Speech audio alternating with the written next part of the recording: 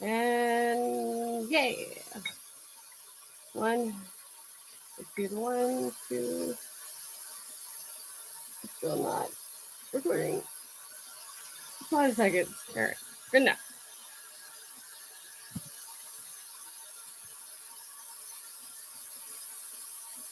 Harder to sleep. And our alarm clock and visually timed jobs push us to get unbroken nights of sleep, even though a few hundred years ago we slept in chunks of time, on and off, just awful for your health and your Monday morning. Might as well stay up a little if it keeps your rest regular. But trust me, people are people. They have been for like hundreds of years. So modern science knows what kind of sleep the human body needs. Except modern science is looking at modern people living in a world of electric lights and 24/7 entertainment and late night alcohol. Everything from ragers to nightcaps makes it harder to sleep.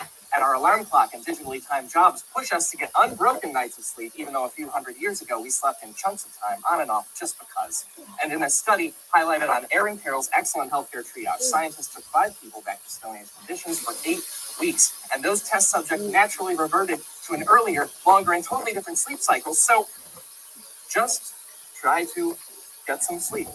Some sleep is healthy, probably.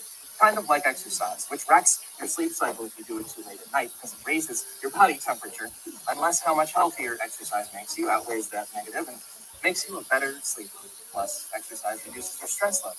If you're not stressed, you sleep better. And if you are stressed, if that stress level is sky goddamn high, because it might be, you think about the 450 people who die each year from falling out of bed, or you think about how many of us suffer from sleep drunkenness, doing things we're not fully aware of as we wake up, or you think about homicidal somnambulism, a real way to sleep your way to a felony with recorded cases of snooze slaying dating back to 1846. If you're not in control when you're asleep, why not shorten that window, right? Why bother sleeping? Why not just espresso your way to control and consciousness and avoidance of all sleep danger, right?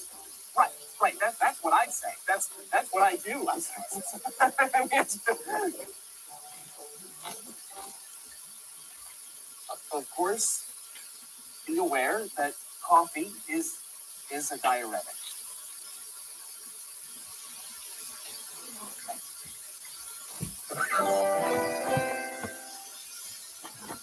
Guys, thank you so much for watching, and join the conversation, right? Let us know in the comments what your sleep schedule is like, when you get to bed, how often you get to bed, and you know, if you are a sleeper, if you sleep a lot, you know, let us know where you live, and not in a creepy way, just in a, are you going to be near Culver City later? Because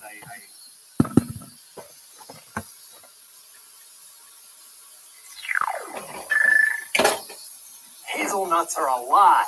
You're drinking zombie orange juice. They're hiding paper in your food. Sounds kind of crazy. You want to start in the middle like that? Let's actually take it a step back.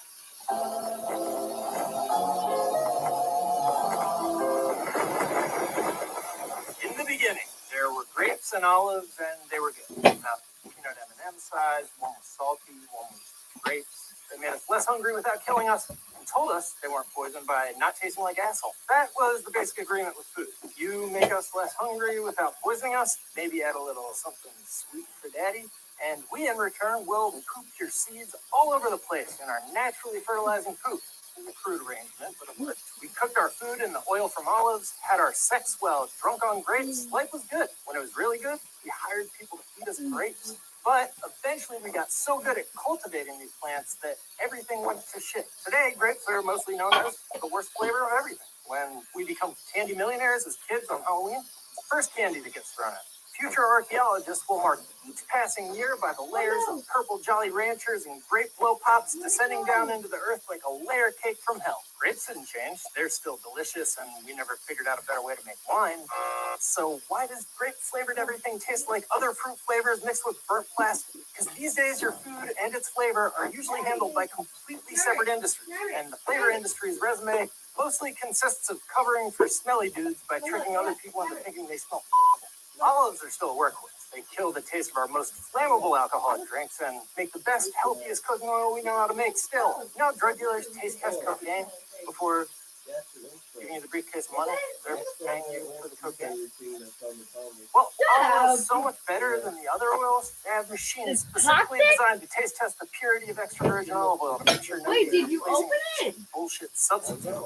First cheap Why would you open substitute it? oil they test for? Hazelnut oil. Yes, hazelnuts are so cheap. They really have a bullshit detector to keep people from pretending they were respectable food. Yeah, go They dodged for the olive oil enjoy. there. I'll give her a whole People box who of those invented that machine pepperonis. are really good at isolating What? chemical compounds with flavors like hazelnuts. And their other interests include tricking you into giving them your money and keeping your money. Those are really Do good. it. One day those guys were like, hey, you know that mutually beneficial agreement where food tells us to eat it by not tasting like asshole? Well, what if we could hack that feedback loop by adding weird chemicals? And one day, we could make that guy whose money I want think he was eating delicious, life-sustaining food, but we were really selling him the stuff that tastes like asshole on account of you're not supposed to eat it. You may recognize this, attracting a mark with something that only smells sweet, as the same tactic used by Venus flytraps. When humans do it to other humans, it's called flavor engineering. And they've used it to make hazelnuts taste like chocolate-flavored butter and melted vanilla ice cream. They didn't even bother making the hazelnut-flavored products taste the same, just as long as it tastes like one of the main ingredients in ice cream sundae. It isn't nuts. To see how perfume companies get involved, let's look at the fresh squeezed orange juice in your fridge. This is what fresh thing you might think. At some point during the 90s, the orange juice industry decided they were tired of being the second least credible OJ in America. So they started tinkering with the manufacturing process of the one product that commits to the details of the manufacturing process right there in the name. They decided to see if they could store their fresh squeezed juice in giant vacuum seal holding tanks, take it out a year later, and trick you into drinking it. But they had a problem. When it came out of the tanks a year later, the year-old juice, or as it had been known up to that point in history, orange garbage water, has no taste. Millions of years of evolution had provided our faces with a face alarm made out of senses. It was telling you, well, something's not right here. They're trying to feed you zombie orange juice, dude. Run.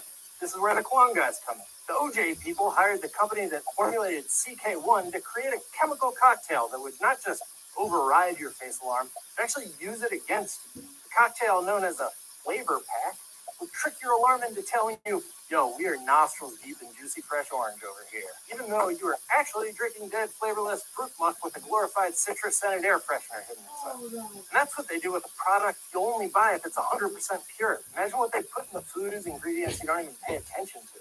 Wait, actually, I should just tell them what they do, right?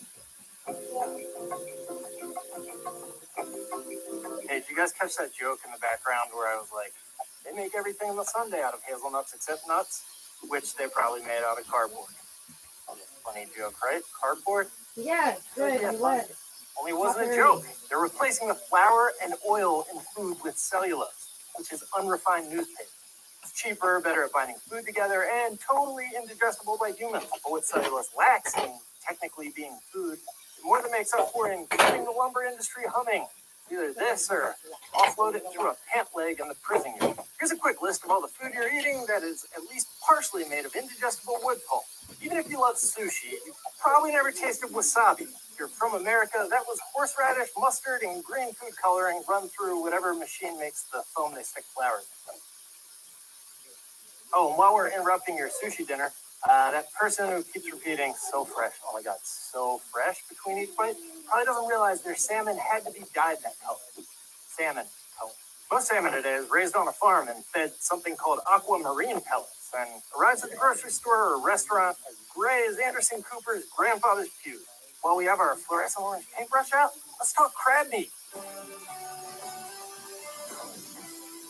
As this video with an upbeat 80s work safety soundtrack demonstrates, most crab meat starts out as cheap scraps of the type of white fish they can't sell people with eyes. From there, it's just a quick trip through seafood hell as it gets pulverized into a lumpy white slurry, frozen, shaved into flakes, ground in a vat, and formed into a rope, then sliced up. Also, that's how you kill Jason Wood.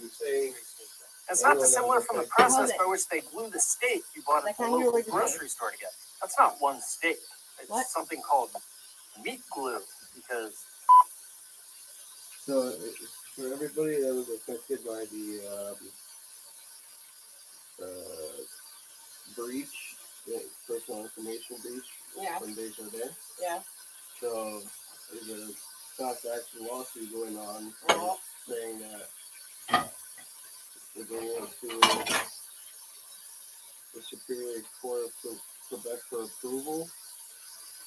And what are the main terms of the settlement agreement to approve? The settlement provides up to 200 billion, no, 200 million, no, 200, yeah, 200 million, 852,500 in total compensation for class members. Class members may submit a claim form online or by mail. So anyway, it says compensation for loss of time up to $18 an hour for a maximum of 5 hours. The time you spend taking certain eligible steps related to the personal information breach at Desjardins, and up to 1,000 if you were a victim of identity theft. The use or modification of your personal information to impersonate you without your knowledge in order to commit fraud or fraudulent acts. So yeah, I think I get 1,000 because I was a victim. Okay. Uh, Yeah, but is it because they're trying to settle it? yeah. So, like, there must be a group that's going to be like, hell no. Like, you're not going to throw $1,000 at, like, individual people and be like, here, shut up. Because this is more than, like, $1,000 of an issue. Yeah. If it weren't for your parents, you wouldn't have been here. Like, you could have been kicked out of our apartment. Like, does that mean Yeah, see, and then they say you have the right of exclusion to Yeah. opt out. Yeah, so no. You can pursue an Fuck no. individual proceeding against the. It's not going to be an individual, it's going to be a group of people who are going to say, fuck no, I'm worth more than $1,000. My livelihood and my fucking me being put on the street is more than $1,000. Sorry. Well, Get the fuck I out of here. guess they need to have a choice then. Because it's either accept a class action or, well, I don't have a lawyer to individually pursue it, but if there was a group, then maybe, but if there isn't, then I guess it's just to settle. Well, is it everybody in town? Just a lot of day-to-day class members, so in town, out of town. Well, you should see it's I don't know if people are shedding either. that's what I'm saying. I think it's specifically a town problem. I think it's only happening to people in town. So maybe if you think a group, maybe your sister would know. Can you light this for me, please? What? What? Ow. Yeah. Sure. I'm doing what I'm supposed to, okay?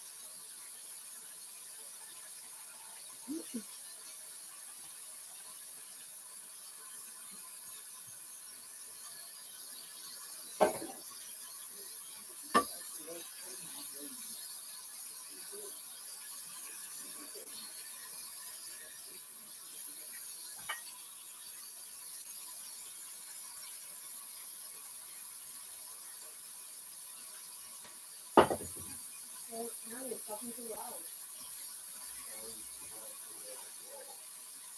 It's not anything you're too loud. I'm just listen up. Why the hell are you doing?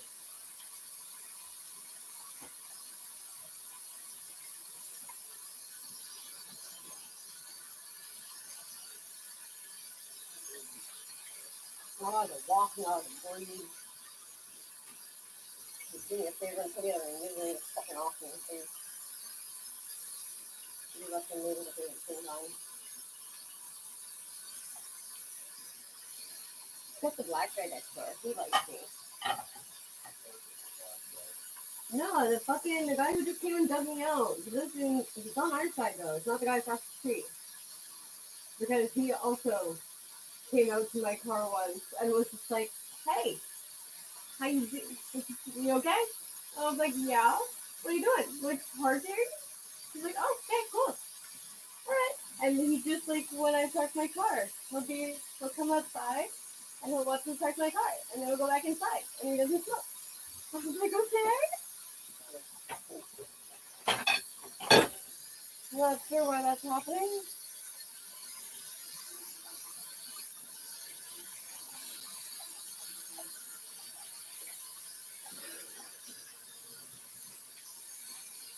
You want to press play? Yes, please. You can turn it down a bit though. You guys, this time we're going on vacation to space. On the Americans left spent side. $1.8 trillion on food last year, which is about 10% of the gross domestic product and twice what we spent on gas. Like, I don't You get can it. picture A that few years industry as a ago, bunch I of was doing fat it. This is businessmen at and 4 o'clock in the bolo morning. ties manipulating the And it was prices, never jerking off into piles of money, because they totally are doing that. Point is, I don't we know give either. the food But industry a like pass. at 8 o'clock, apparently, I need to be The truth not is, the alive food in industry here. is much closer to the So tobacco I'd industry rather back go freeze before we in my knew their fucking car. real. You imagine if the food industry tried some bullshit like this ad for smoking featuring their greatest athlete? And she's scared and she looks too frustrated. See, it's their job to make I food think seem more complicated called than it it actually is. the We're bombarded with fad diets. And I was like, don't call them that. Oh, it tastes like cardboard, delicious food. Okay, you know made what? of Cardboard. Someone tells you that Get people me who shit. Mediterranean diets live longer. You're too exhausted to research what When you said Mediterranean. I getting shit, not You you. can do it, you just want That's to actually exactly how they work. I wouldn't know how to do dishes or move or do anything, so I got to Yeah, but freeze to death you're in a my car. loud person. In general, you're just And a a small loud comet person. B1 CEO I've BB2 never met a will pass louder by person tonight in my coming life. close to Earth. Really, I in literally orbit. just heard a girl Okay, saying that team. fucking. Gather round. I literally Are you just heard a really girl going walking to down the excited street about on her phone calling being people like, from oh, like, I just want Phrase it to differently meet than somebody. yes. If you want to smoke, go Like, behind I the want electric nuclear plant next like, door. loud like me. Like, I'm not. You like by night, they walk all over. Like, You know, you just are loud. okay, you know what? I went to a lot of drama camps. All right, assholes. Listen Yeah, up. you're very dramatic. You know. No, it's just I learned how to project my voice, and my indoor voice is mumbling. Yeah, everybody knows how to do this. We just got Of super course, help. you let me do it. So what kind of living in a city? I'm pretty sure everybody should say That everybody knows their fucking business, right? Because they're too busy doing other shit. Yeah, I guess I don't know how you're gonna grab it though. I'll dry my hands.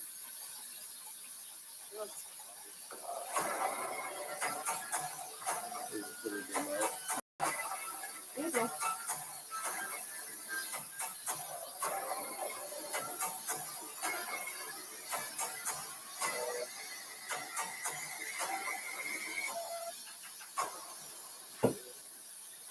Like fucking, yeah, it's bitch to know that everybody moves to the city for Right. peace and Yeah, quiet. it is. They got it right. So enjoy their neighborhood. But definitely, the only way to get off that list is to watch and explain all the final destinations. Yeah, all right. You know what I mean? That's what I was for. Oh! Shit. Volume's too loud. It's quiet. All right, so the first final destination begins with an opening.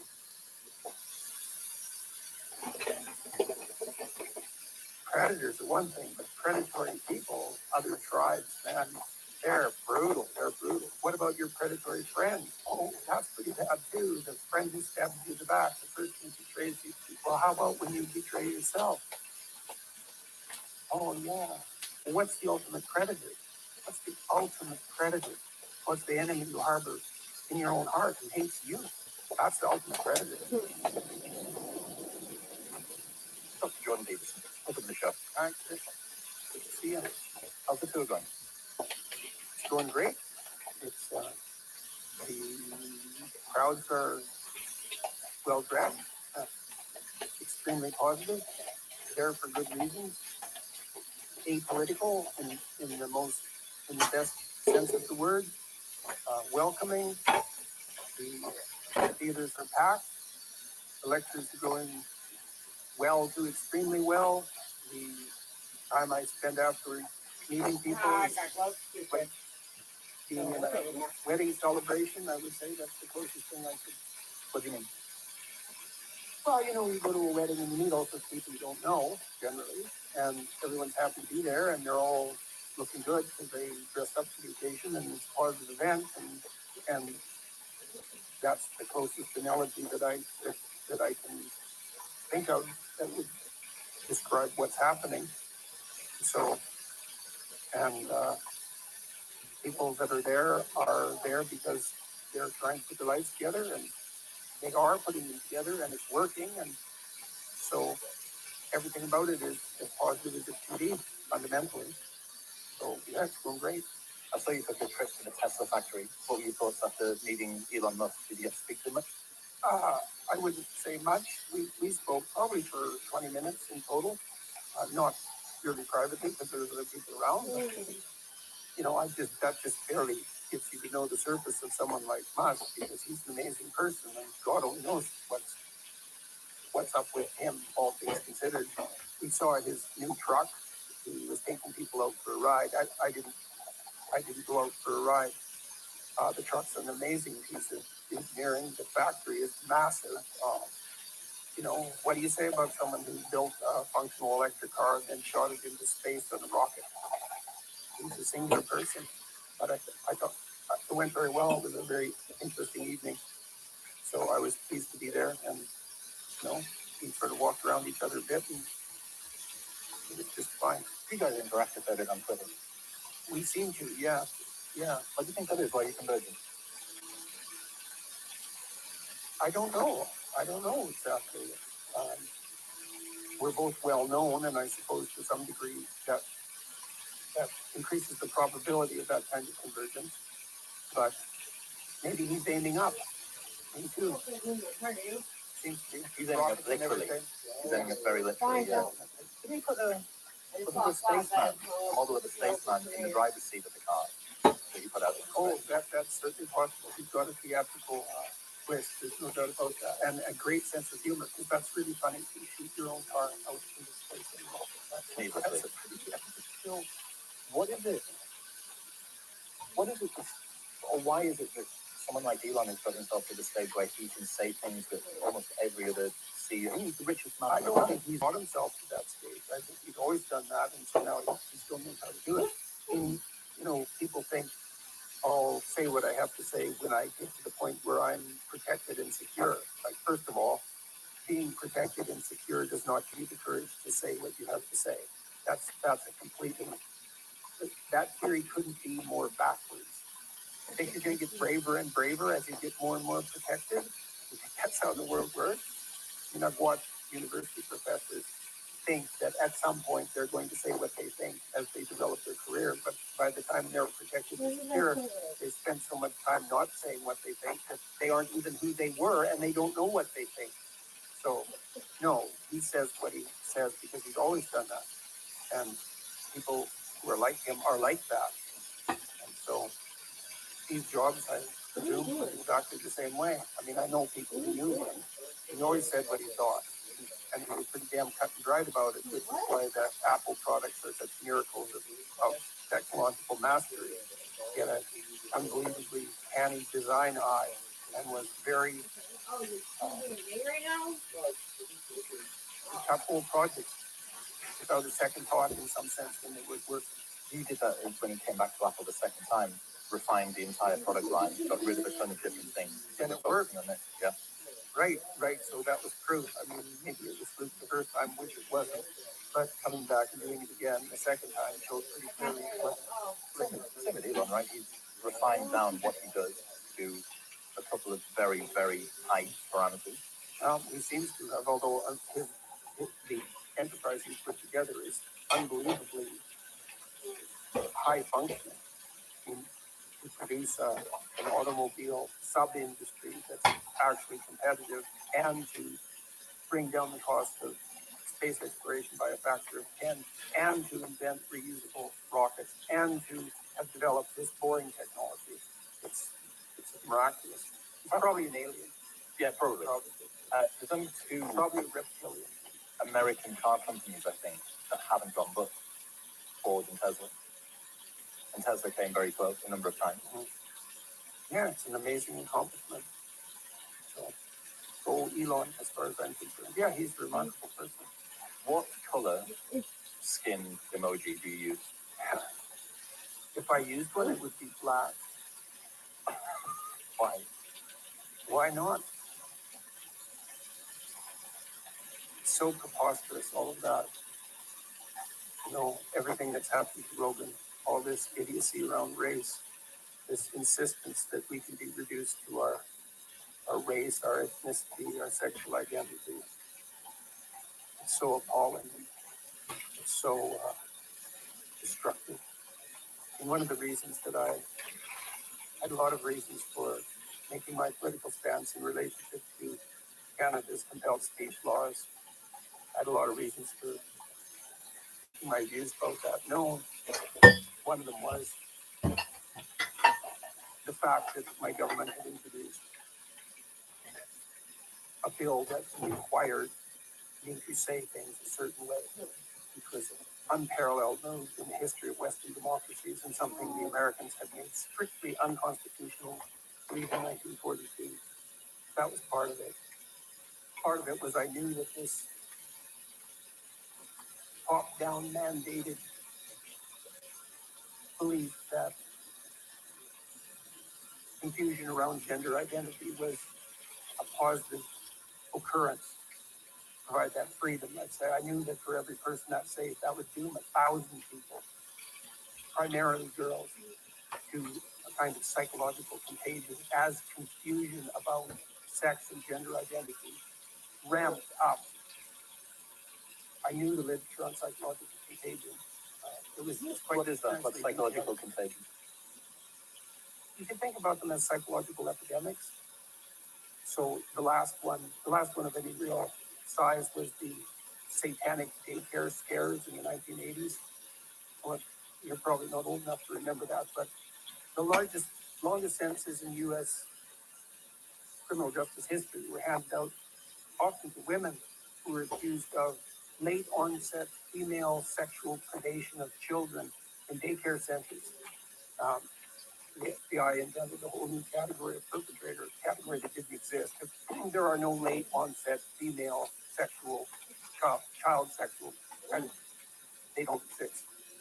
But there were women who obtained prison sentences of several hundred years for hypothetically being involved in these satanic daycare abuse rituals. And there was just swept across the whole country like the Salem witch trials, except at a much larger scale. There's a book called Satan's Silence that was written by a lawyer and a social worker that documents it. It's just unbelievable. There were stories about underground tunnels where children were being taken down and being, well, every possible thing you could think of was happening to them, all in the name of a satanic ritual. It was a contagion. And those things happen. It happened with cutting behaviors, happened with eating disorders. This is almost all among girls, because teenage girls are most prone to this.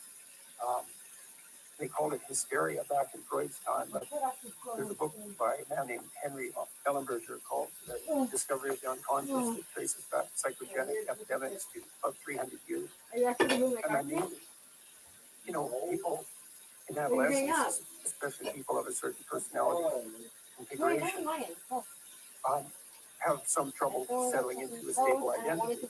And for a variety of reasons, it can be high negative emotion, which is associated with low self-esteem. Those are more or less the same thing. And then, in all likelihood, high trait openness, which is the creativity dimension. And the high trait openness people, they're the ones that are more likely to have green hair and red hair, and lots of piercings and lots of tattoos and dress in a somewhat, in a non-standard manner, let's say. That's all associated with creative behavior. And they have trouble catalyzing a single identity. And then if you throw in categorical confusion, which is exactly what you're doing when you declare that there's, an endless number of gender identities, then people who are prone to identity dissociation and to psychogenic contagion, you're going to demolish is an Abigail Schreier has documented that quite nicely in her book, Irreversible Damage. And it's way more girls than boys, and it's thousands and thousands and thousands of them. So you think, well, perhaps a few people who are transgender benefited from this new reality, but for everyone who's benefited, and I'd like to see the data just showing how much they actually benefited. And that'll take a long time to accrue. There's 1,000 people who've been just demolished by this. So, and then what else on the, well, that's basically that on the political front. I could see all that coming. I talked to the Canadian Senate about it when they put in the legislation. They didn't listen. They just thought racism, bigotry, sexism. It's like, yeah, have it your way.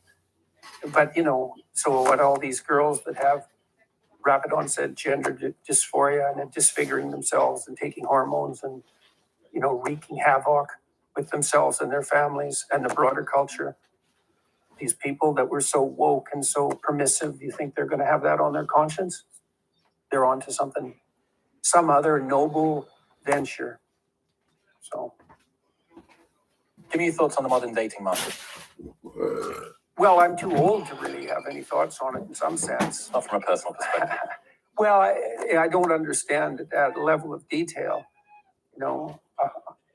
I do know some things that are happening perhaps at universities where there are far more girls than boys, women than men. What happens in those institutions, this is what it looks like anyways, possibly. So females are hypergamous, which means they'll mate across and up hierarchies, socioeconomic hierarchy, but competence hierarchy is really at the bottom of it. And so when you set up a situation where there's far more women than there are men in a given domain, say where mate selection can take place, most of the men still don't do very well because most of them are still rejected by women. But a small minority of men do extraordinarily well if you think well means unlimited sexual access. And so what's happening in the universities is that a small minority of men have sexual carte blanche in some sense. And most men are in the same position that most young men are always in, which is they're in a state where they're not particularly desirable to women. And then the women, of course, are terribly frustrated because the minority of men that they would really like to have long-term relationships with, it's a seller's market for those men. They're not settling down. That's the sex ratio hypothesis. Yeah. And the reverse happens, right? That you see whoever the more scarce sex is gets to determine the rules of the game. Mm-hmm. So the men, if they are in high demand because there's short supply, you get more short-term mating. Yeah. You get an increase in relationship dissatisfaction from women. And when the reverse happens, you get more dates before sex. You get more long-term mating. You also get more sexual violence in that situation as well, when there is a surplus of men and a scarcity of women. I think there's you also get far more unstable societies. I was pilloried a few years back for my comments about enforced monogamy because they were taken out of context and twisted in exactly the way that things like that get twisted now. But what did you mean by that?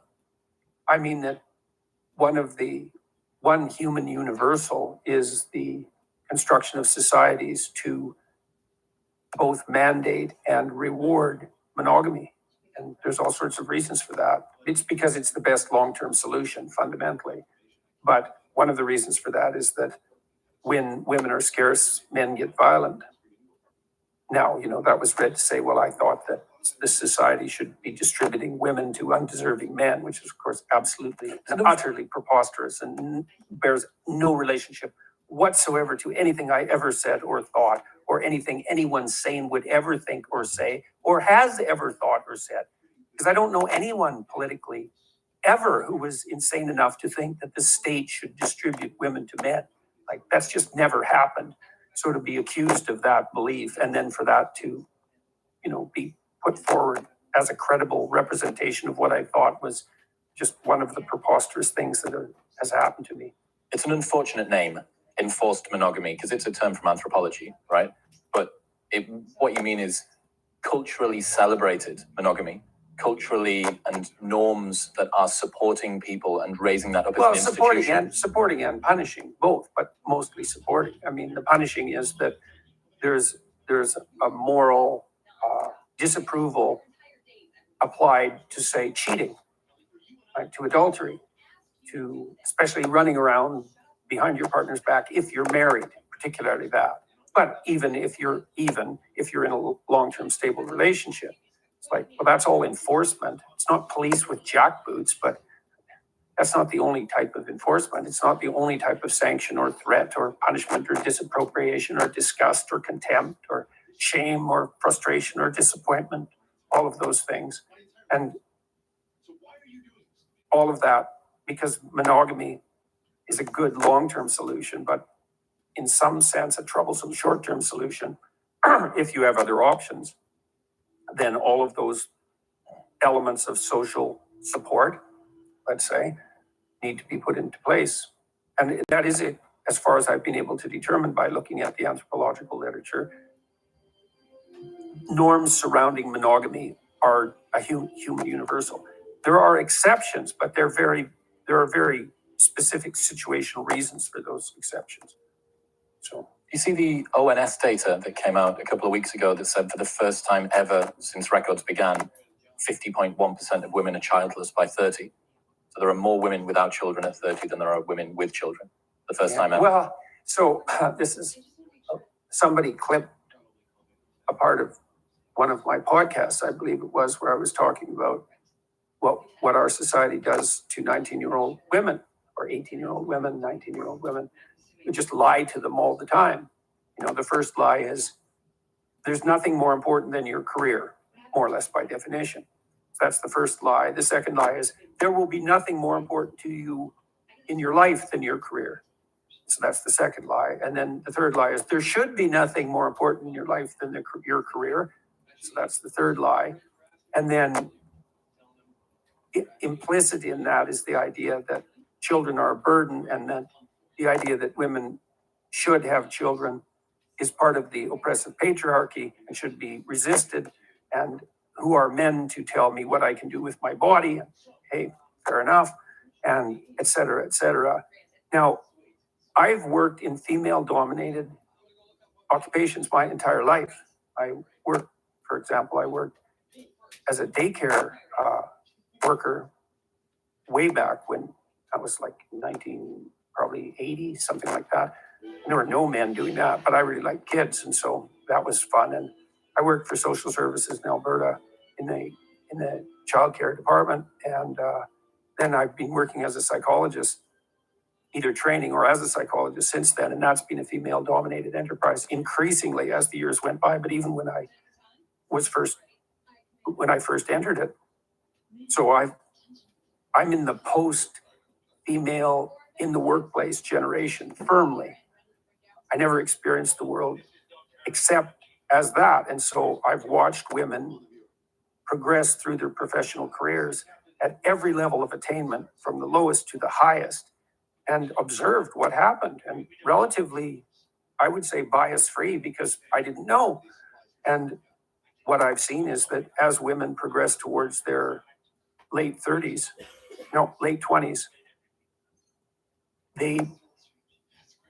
there's a psychological transformation, and what happens is that they place less emphasis on their career and way more emphasis, particularly on having a child. And that really reaches a crisis point around 29 or 30 for the vast majority of women, and their attitude flips. And I've seen it flip very dramatically with many women. And I suppose the most single most convincing evidence of that, I worked with high-end lawyers in Toronto for about 10 years. I was part of an organization. We went to law firms, high-end law firms, and said, send us your most productive people, and we'll help them iron out whatever wrinkles there might still be in their life. And the advantage to them is that things will go better for them, and the advantage to you is they'll be even more productive. And there's a good management technique, which is pay the most attention to your most productive people, because they're bringing in the bulk of your revenue disproportionately. And so I work with men and women who were at the peak of I their mean, careers in a very They're difficult part enough enterprise. retirement And so these were women who were generally very attractive, well put together physically, pretty stable psychologically, extremely conscientious, very, very smart, and high achieving from like junior high all the way through high school, university, law school, onto the top firms, rocketing up through the ranks, full partnership by the time they were 29, 30, and all the law firms, all the women bailed out, all of them. The law firms couldn't keep them. And I was really, and I talked to these women a lot about this because I was very interested in it, because I knew the law firms were bending themselves over backwards and tying themselves into knots trying to retain these women. But why wouldn't they? You know, just being greedy capitalists is enough. You don't want to lose their high performing women because they're performing at the highest level, and they couldn't keep them. The women wanted to have 9-to-5 jobs. They wanted to bind the job so they could have a life. And that was especially true once they got interested in having a child or had one. And what they really came to was a very interesting realization. So because they were highly conscientious women, they sort of did their duty and worked hard and diligently and didn't pop their head up and ask questions. They were in junior high, they got the best grades. They were in high school, they got the best grades, and so on, all the way through, right till they reached partnership. But that's sort of an apogee, right? You had partnership in a senior law firm, it's like you're at the top of your profession. And then what? And so then they looked around and they thought, here I am with all these like hyper competitive men, perfectly willing to work 80 hours a week nonstop to stay at the top. What the hell are they doing? So that's the real question. What is it that characterizes this small percentage of hyper-competitive men? It's not. You can assume that that's how everyone should be, but first of all, that isn't how everyone is. Or you can flip that and say, well, there's only a small minority of human beings that are willing to do this, to work flat out 80 hours a week. I mean, they're certainly being paid for it. Let's make no mistake about that. But well, what about the rest of life? Well, that's what the women ask. Why am I doing this? And that's a great question. Well, for men, there's a different answer than for women. It's a really different answer. And it isn't like the men are exactly thinking this through. It's more like this is an integral part of male motivation. The more successful you are as a man, the more women like you. But the problem that you have now is that as women are getting better educated, with more employment, more status, more prestige, they compete themselves out of their ability to find an attractive mate. As women raise up through the dominance hierarchy, and this is competence hierarchy, sorry. Who's going to tell women the equal access to opportunity that you have recently just acquired? Actually, what that's doing is it's making it more difficult for you to find a mate that you're fundamentally attracted to. Yeah, well, it does a lot of things. I mean, it does provide women with a lot more opportunity on the economic front. It does increase their dependency on their mate in relationship to economic security. I might as well listen to mom's face for the now. At least it would be free. Well, And close to the mental thing.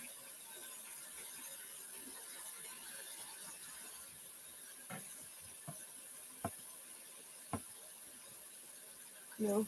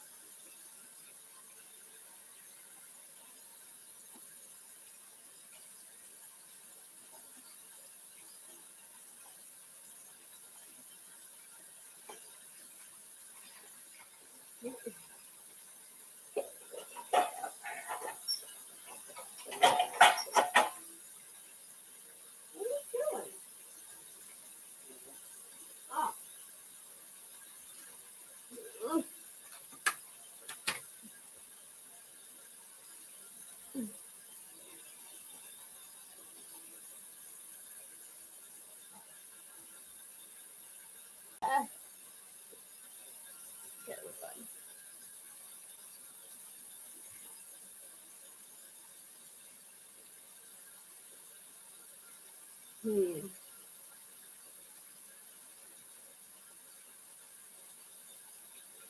What are some things that were contrary?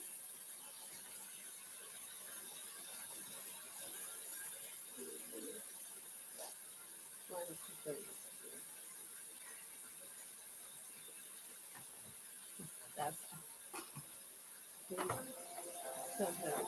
Why should others go to jail when you're the biggest carbon consumer I know?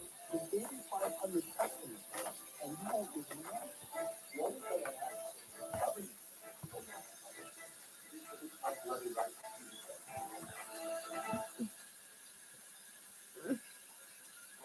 I saw this court ruling this week. It's not a constitutional case. It's not a challenge to the lockdowns. It's not a greed employer forcing a vaccine mandate on a union. It's the most ordinary juridical case there is. Family law. This is so useless. Of course, the worst divorce proceedings are those involving kids. Just misery all around, misery where only the word is Oh my god. and misery attracts misery. Imagine how many divorce cases involving children have been weaponized by the lockdowns, masks, vaccine shots, so much more to argue about. The most bitter disagreements have been made worse because of the strife. And so it was in this case called Hopefully it JM doesn't for whatever versus CT. stupid Those are reason the just fall initials. forward. And parents kept anonymous for the sake of kids. This court ruling. The case heard exactly a week ago, and the ruling was issued on Tuesday. Oh my god. It was written by Justice Alex Hazarat, the Ontario Superior Court. I'm going to read from it at length because the judge writes in a way that I would rather quote directly rather than to summarize and restate. Most judges don't write like this, Judge. You'll see what I mean. We start literally with the first sentence. When did it become illegal to ask questions, especially in the courtroom? And when did it become unfashionable for judges to receive answers, especially when children's lives were at stake? How do we lower our guard and let the words unacceptable beliefs get paired together? You know who said that? That's what Justin Trudeau said. The way through this pandemic is by getting everyone vaccinated. And the overwhelming majority, 90% of Canadians have done exactly that. The small fringe minority of people who are on their way to Ottawa, who are holding unacceptable views that they're expressing, do not represent the views of Canadians who have been there for each other, who know that following the science, stepping up to protect each other, is the best way to continue to ensure freedom, our rights, our values. In a democracy, on the scales of justice, should judges sit back as the concept of judicial notice gets hijacked from a rule of evidence to a substantive judgment? And is this likely? Is misinformation even a real word? Or has it become a crass, self-serving tool to preempt scrutiny and discredit your opponent, to delegitimize questions and strategically avoid giving answers? Blanket denials are almost never acceptable in our adversarial system.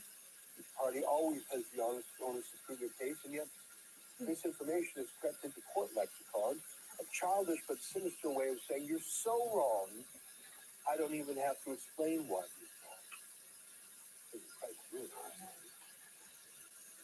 What does any of this have to do with family law? Sadly, these days, it has everything to do.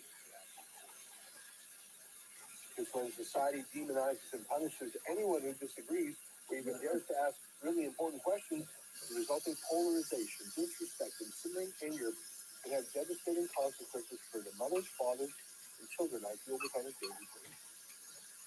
Becoming harder for family court judges to turn enemies into friends when governments are so recklessly turning friends into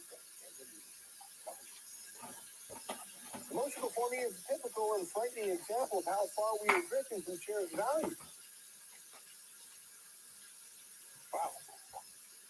Now, I'm going to keep reading if you don't mind. There's so much here, I don't want to miss a word. I can't read it all. So now the judge summarized the case. The father wants 2 children ages 12 and 10 to receive COVID vaccinations. The mother is opposed. Now answer honestly. Did the previous paragraph give you enough information to form an opinion about how this case should turn out? You don't normally see clever questions. In court rulings, judges try to give clever answers, but he's making a point of it. We're all weary. We all wish COVID would just go away, but pandemic fatigue is no excuse for shortcuts and lowering our standards. We all have to guard against the unconscious bias of thinking, why won't these people just do what the government tells them to do?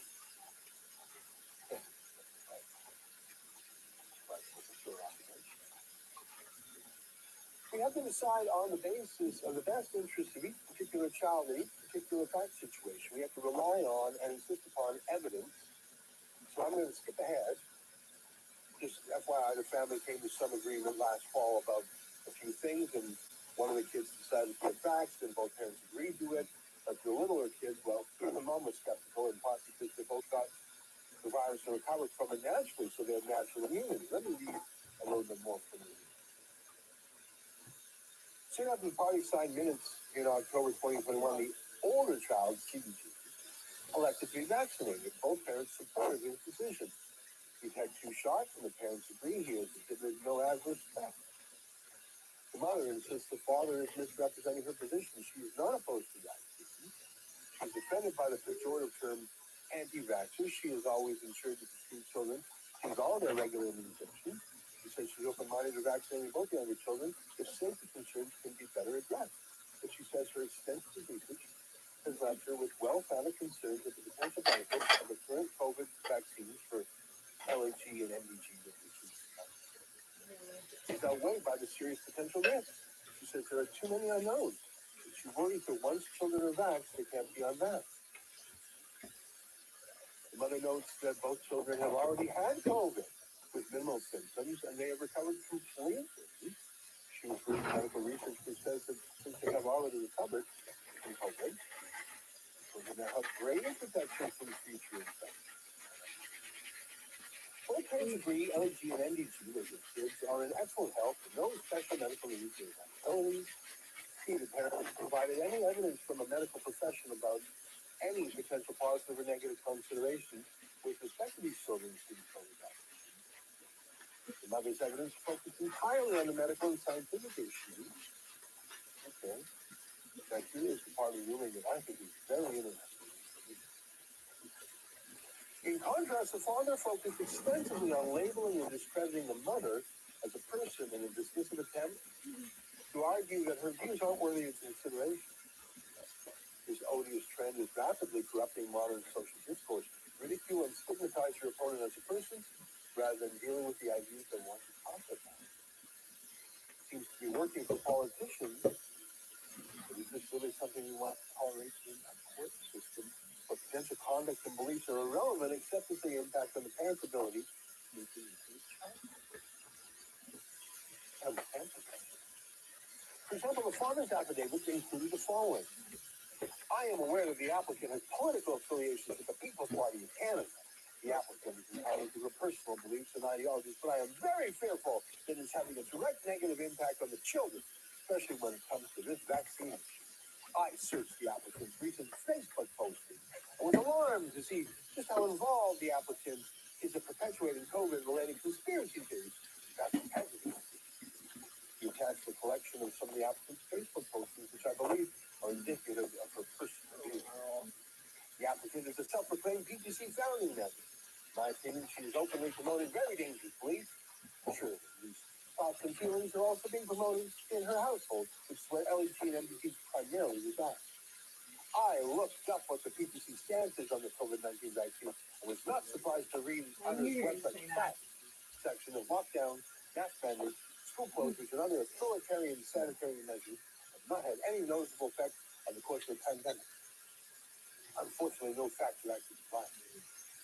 He attached a copy of TPC's COVID policy papers on the website. I'm alarmed that the children are being exposed to the applicants' unsupportive views on the issue of the pandemic, and in particular the efficacy of the available government recommended vaccine.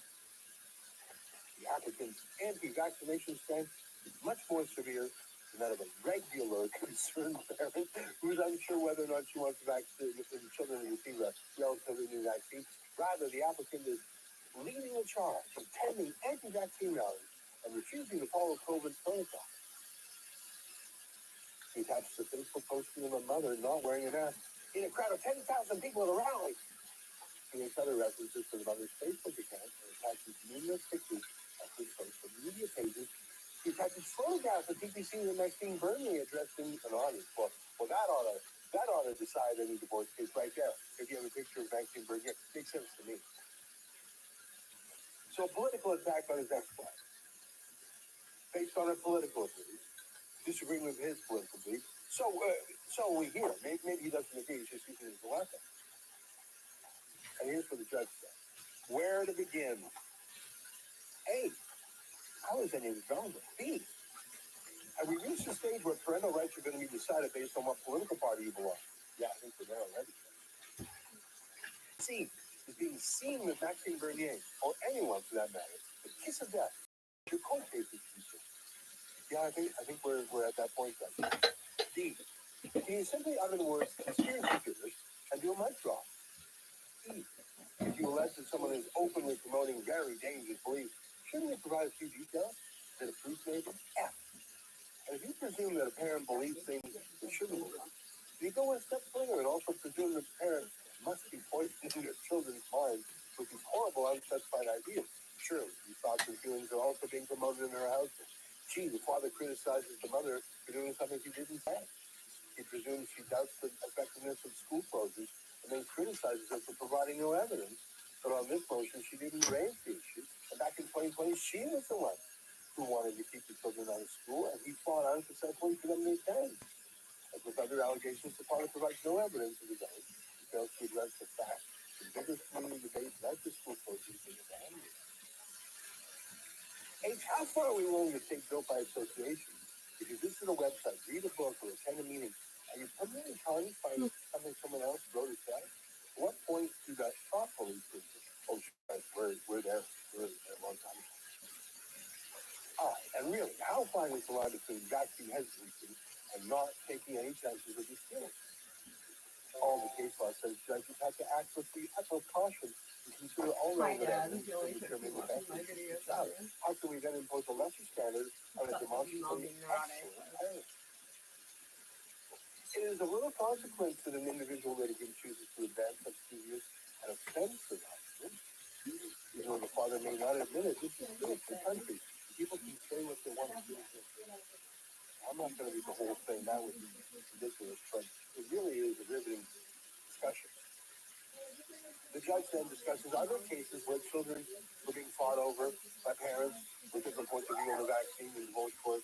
And in some of those cases, the kids were forced against their own will to have the jab. How terrible is that?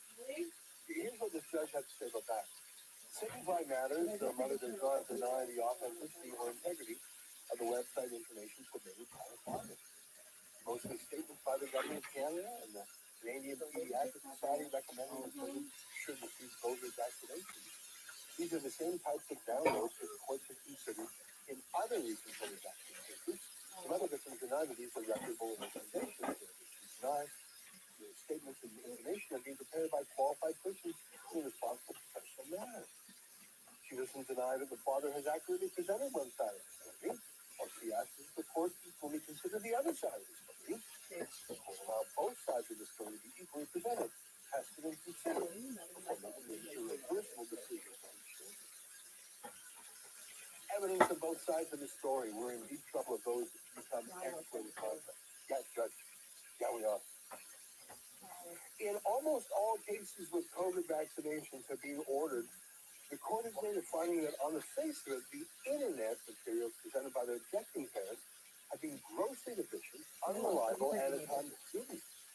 This lack of equally credible counterpoint to government recommendations may well have been determinative in those cases. In other words, the government courts choose who to believe or not, but here this judge says, what if the objecting parent presents evidence which potentially raises some serious questions or doubts about the necessity, benefits, or potential harm of COVID vaccine for children? Also, keep dogs sitting out there. Clearly, we shouldn't be too quick to embrace the naysayers, but should we banish them without hearing from them?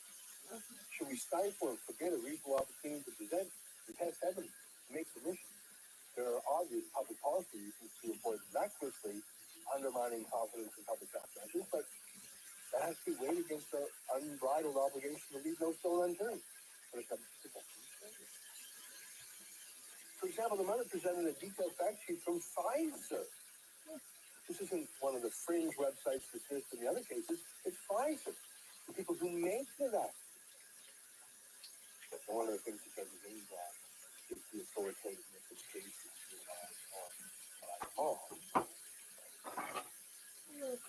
Several of the earlier decisions requiring children to be vaccinated have noted that the evidence presented by the objecting parent was not reliable because the author's credentials were either non-established or non-existent. And in this case, none of the materials presented by the mother are from fringe organizations or dubious authors. To the contrary, the mother quotes extensively from leaders in the medical and scientific community. I thought that point showed some humanities in the which is very rare. In a complex, important, and emotional case like this, it is important to remember court standards. I am not being asked to make a scientific determination. I'm being asked to make a parenting determination. I'm not being asked to decide whether vaccines are good or bad. I am not being asked to decide if either parent is good or bad. I'm asked to determine which parent is to have decision-making authority over allergy and NDP to kids with respect to the very specific and narrow issue of COVID vaccination. Each parent has clearly identified how they would exercise such decision-making authority. The judge gives the decision-making authority.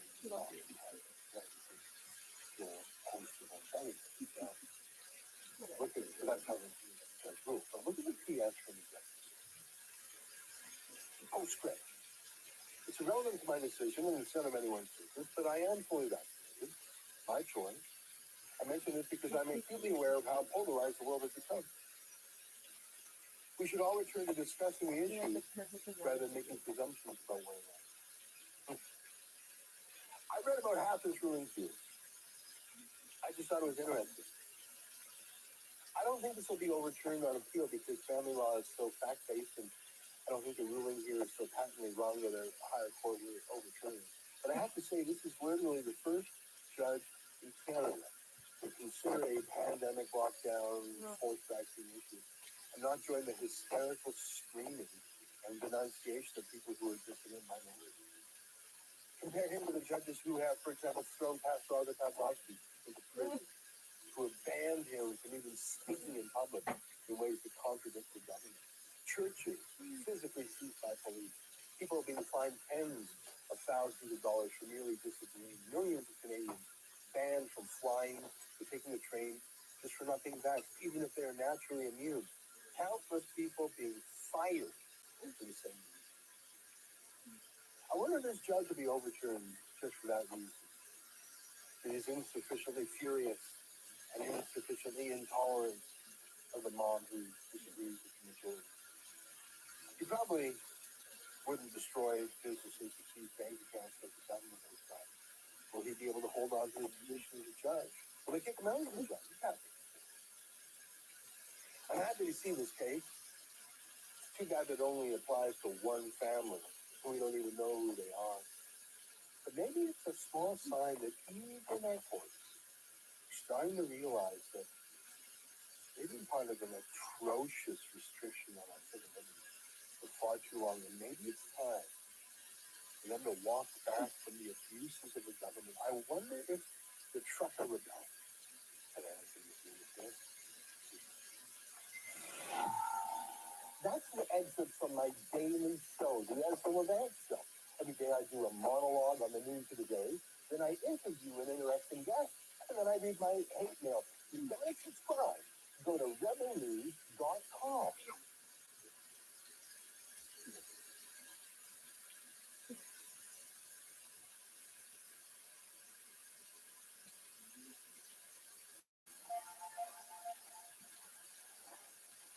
Louisianian Hannah Manson. Tonight, another grim discovery of the site of a former residential school. We need to make sure that they knows about these atrocities. 93 potential burial sites.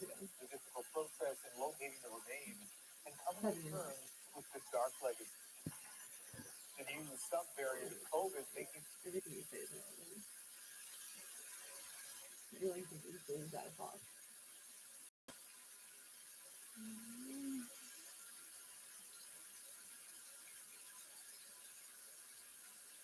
Bill Gates is worried about misinformation. Meanwhile, the CDC are not publishing accurate figures around coronavirus.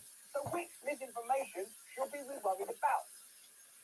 Hello there, you 5 million awakening wonders. I know there are challenges in this world, but together we can overcome and triumph by being open and willing and honest together. If you want to come and see me live, you can. I'm performing all over the UK. I'm in Newcastle, Nottingham, Sheffield, Scarborough, Stockton-on-Tees, Bristol, Plymouth. There's a link in the description for tickets. Come see me live. I'm hoarse with the craziness of it. Have a look at my Instagram page. There's loads of photos and meeting people. It's absolutely beautiful and mayhem. And you can rely on that information. It's not misinformation. Because today we're talking about misinformation. Bill Gates is really, really worried about it. And yet the CDC has admitted that there has been a lack of transparency around the publication of coronavirus-related data. Let's get into it. For more than a year, the Centers for Disease Control and Prevention has collected data on hospitalization for COVID-19 in the United States and broken it down by age, race, and vaccination status.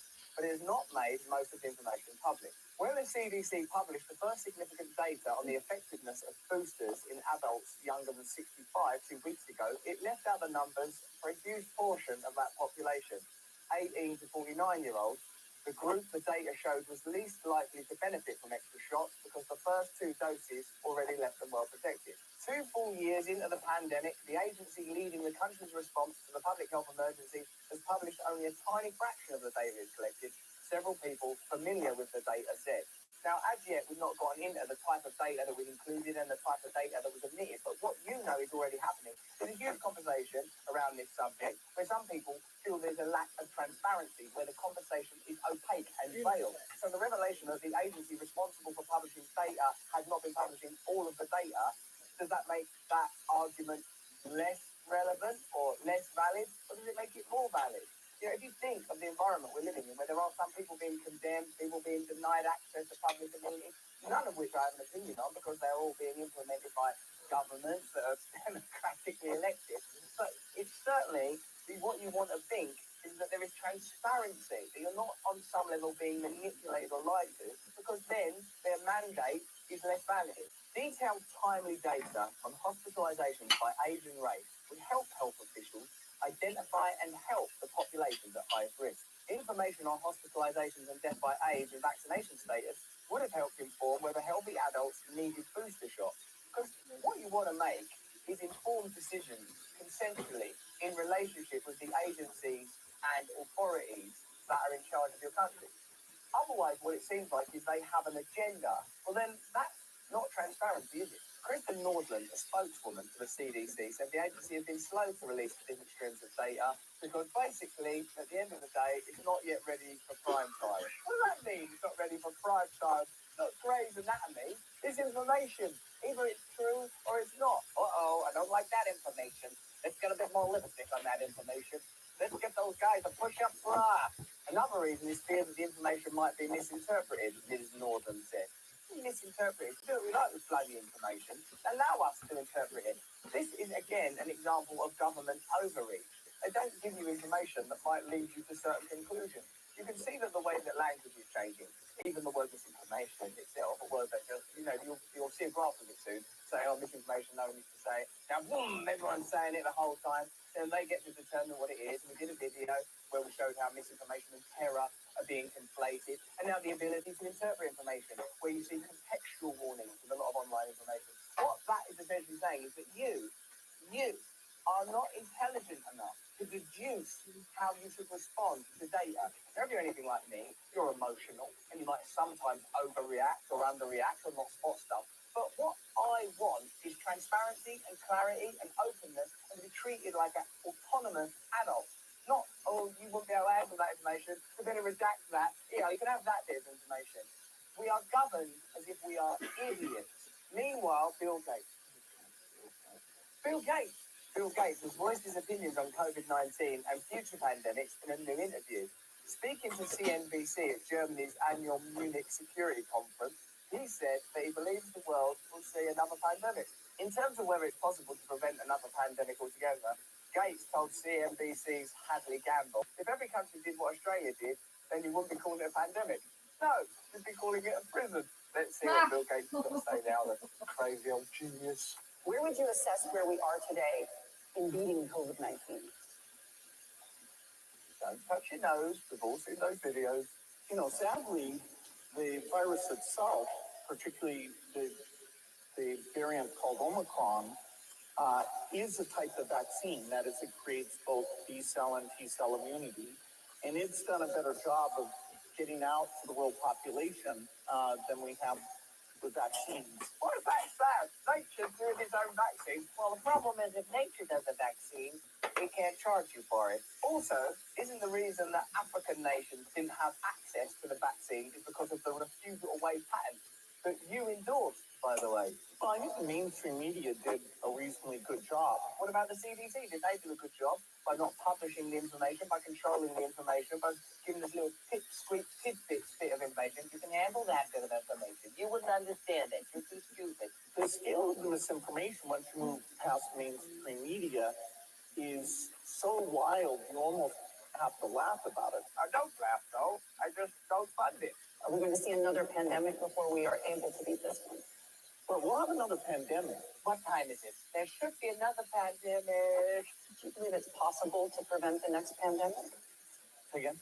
Is it possible to prevent the next pandemic? Yes, every country does what Australia did. All you got to do to avoid pandemics, the information of which needs to be controlled and changes considerably, even in the mainstream media, and some would say especially media, where there's been different times where you couldn't talk about the Wuhan lab leak, different times where you couldn't talk about vaccine efficacy, different times where you couldn't talk about the spread, natural immunity.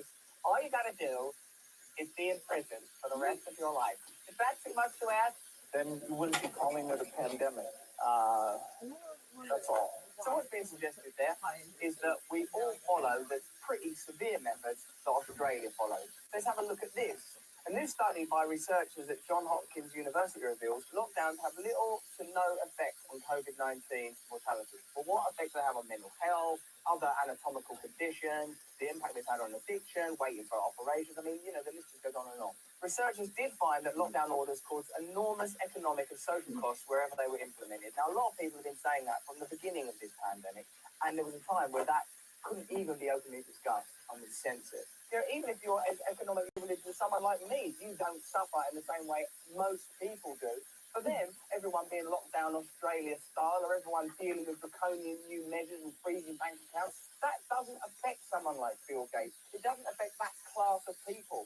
It seems to me sometimes that what's being created is a reality that will advance the interests of the most powerful people in the world, affect the majority of ordinary people, measures such as lockdown controls, mandated procedures, all of this, they float above. Perhaps it's always been like this. It seems that what's being ushered in is a highly stratified society where ordinary people are over-regulated and have less and less access to control through democratic means and have their reality prescribed to them by agencies like the Bill Gates Foundation, the WEF. It's becoming pretty clear that governments do respond to the edicts and ideas and axioms emerging from those organisations. And the only thing that can prevent it is freedom. Your freedom, my freedom, our ability to organise our communities and our amenities according to our will. And people might get it wrong and mistakes might get made, or we might disagree with each other. But in order to prevent these kind of minor cultural differences flaring up, we're handing over control on a global scale to a group of people that won't be affected by the regulations that they're ensuring are being introduced. How many times have you seen parties of ultra-rich people not wearing masks while everyone else around them is expected to? You've seen that, right? You've already seen that stuff unfold. So, what I'm proposing is a reality that reflects our values, that reflects our differing values. You probably see 1,000 issues in 1,000 different ways from me, but we've got to be allowed to disagree. The alternative is the kind of tyranny that's being ushered in under the auspices of safety. Safe from life, safe from freedom. So that's just what I think. What do you think? Let me know in the comments below. You're part of the conversation.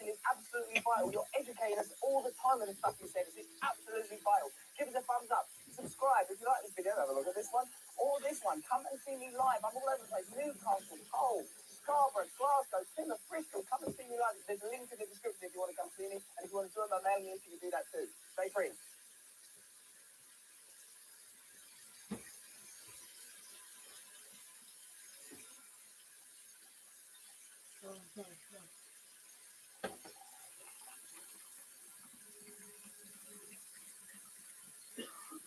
Well, Elon Musk has been praised after helping Ukraine out in a big way. The 50-year-old billionaire.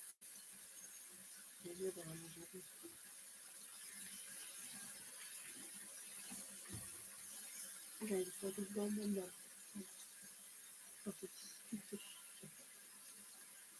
really.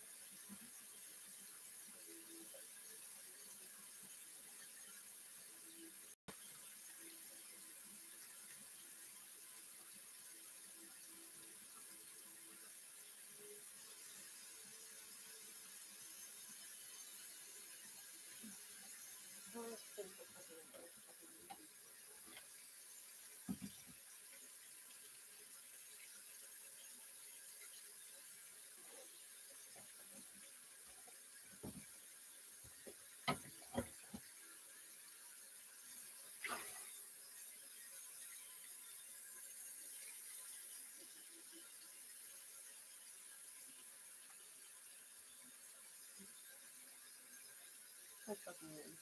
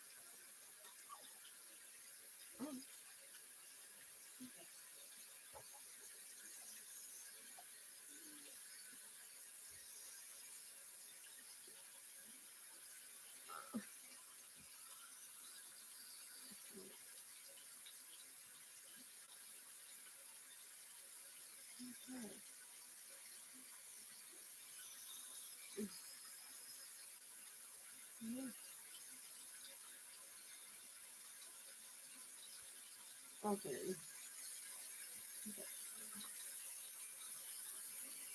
Oh, yeah.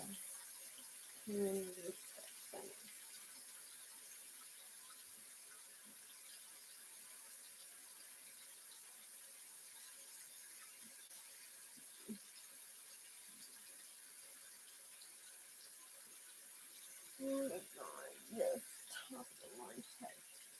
I love it.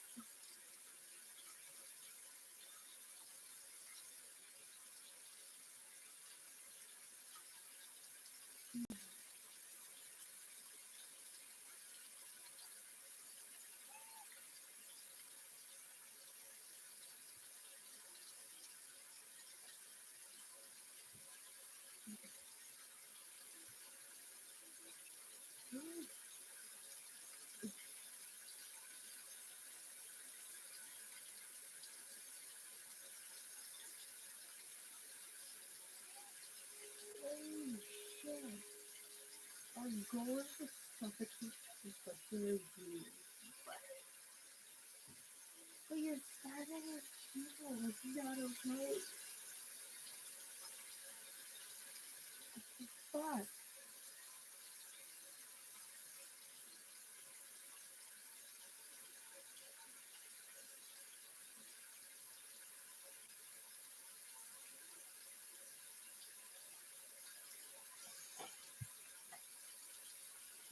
Please, people me good.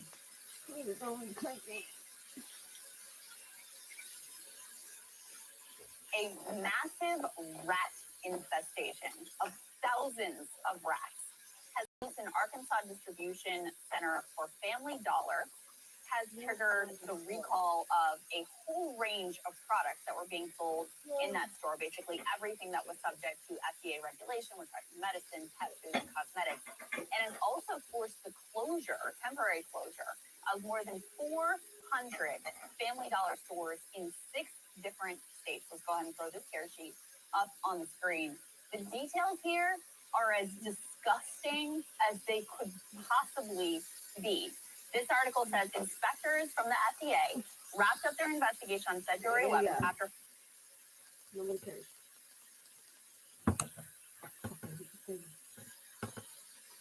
Oh, yeah.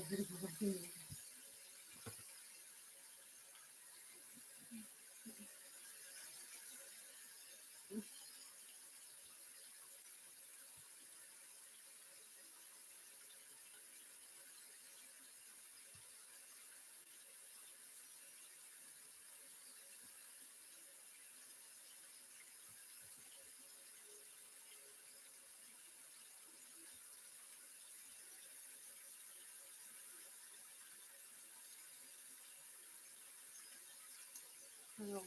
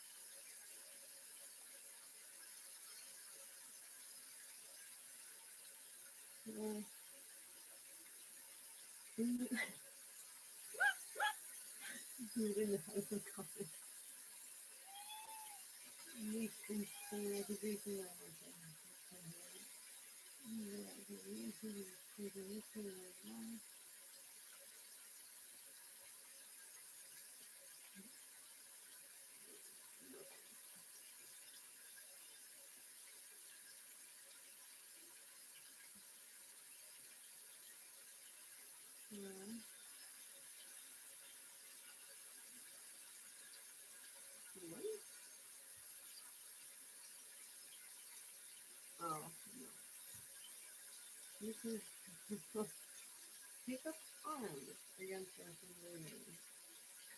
Okay. Ugly, ready to pick up arms.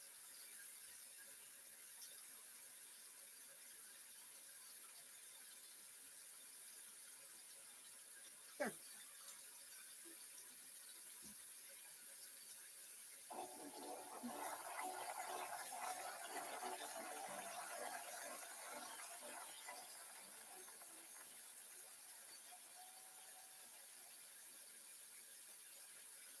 My father was a fisherman.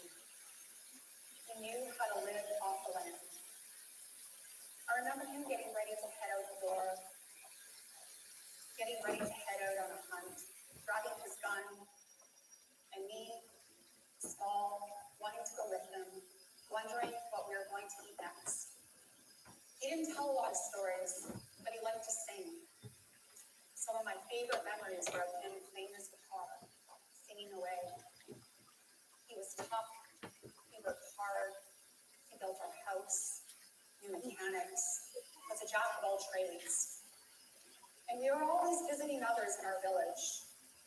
He was with our family, and he took care of others just as much as he took care of us.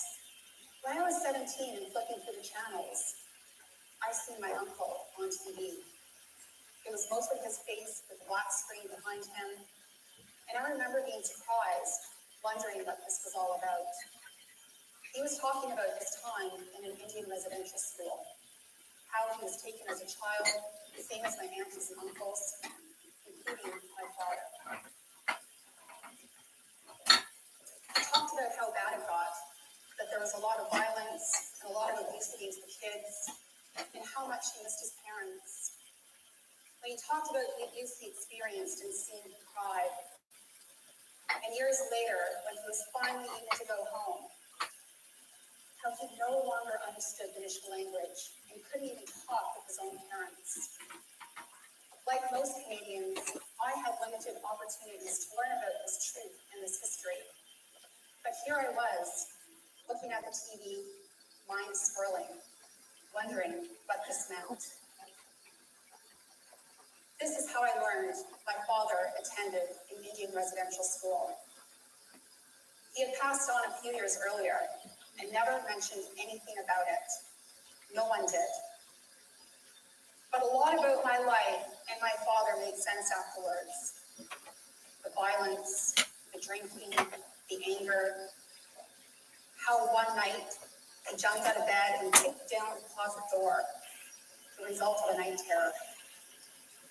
He carried a secret, this heavy burden, and I would never have the opportunity to talk to him about it.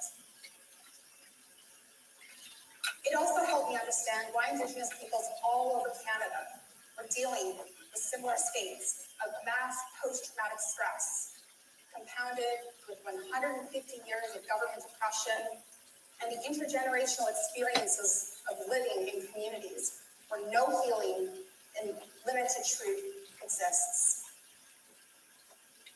The last residential school closed in 1996, and only today are we starting to talk about reconciliation, which is understanding the history and impact of these residential schools, recognizing the harms and human rights abuses against First Nations, and looking at how we can move forward together.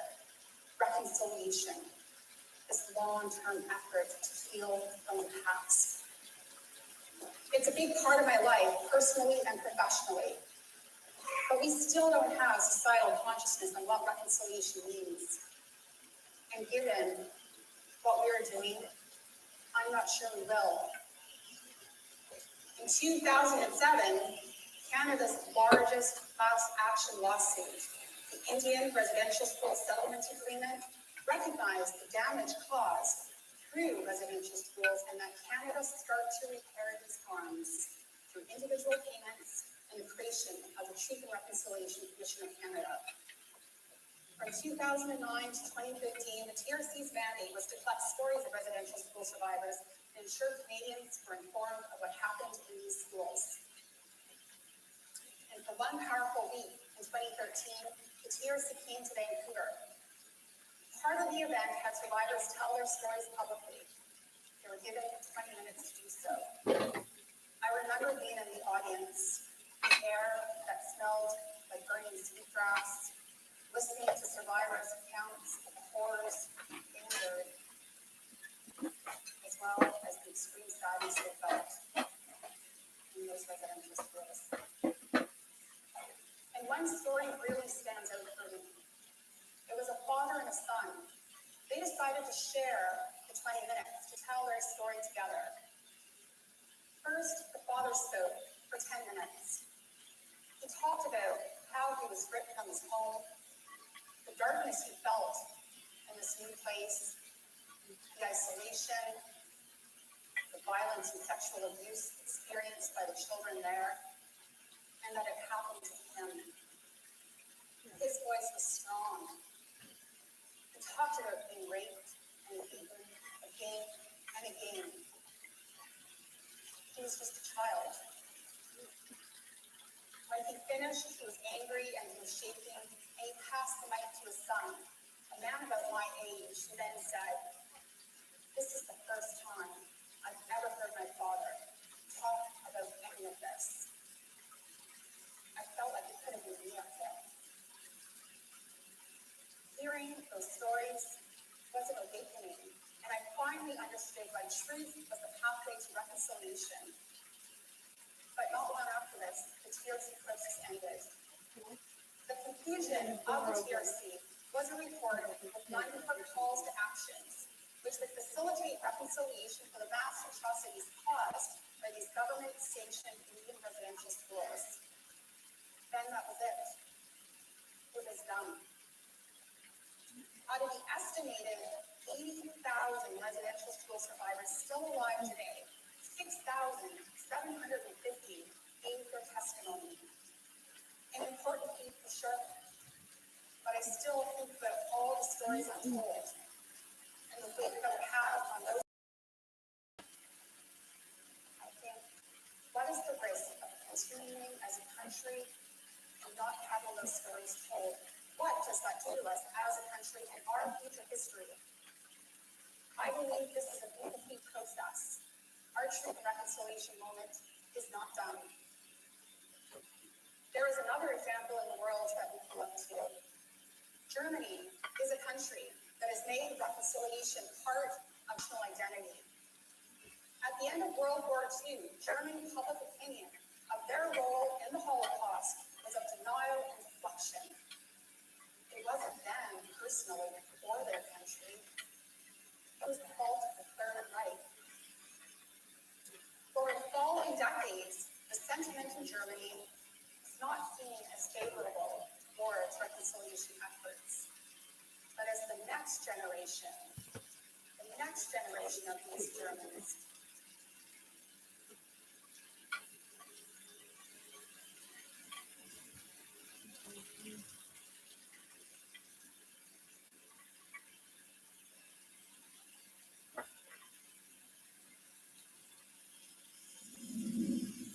What?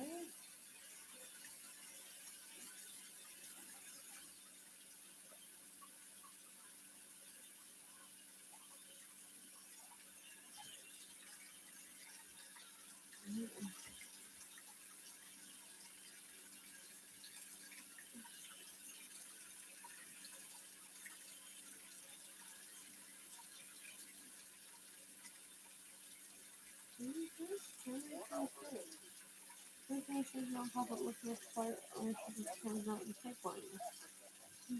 Okay. And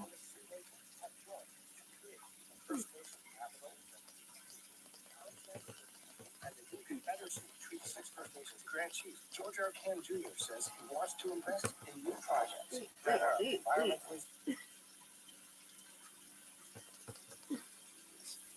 Enoch Cree Nation, Alexander First Nation, Paul First Nation, and the Alexis Nakota Sioux Nation have joined to create the First Nation Capital Investment Partnership.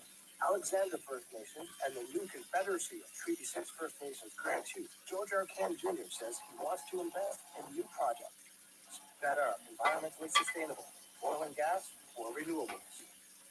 So we thought it'd be an opportunity for us to work together to see if we could find ways to ensure that we could increase economic opportunity that balance with some of our principles. And we were able to come to an agreement to do that. With a minimum investment of $50 million per project, R. CANT Jr. says the investment will benefit communities for future generations. And we're also interested in other projects within our territory that allow us to be a bigger partner and player.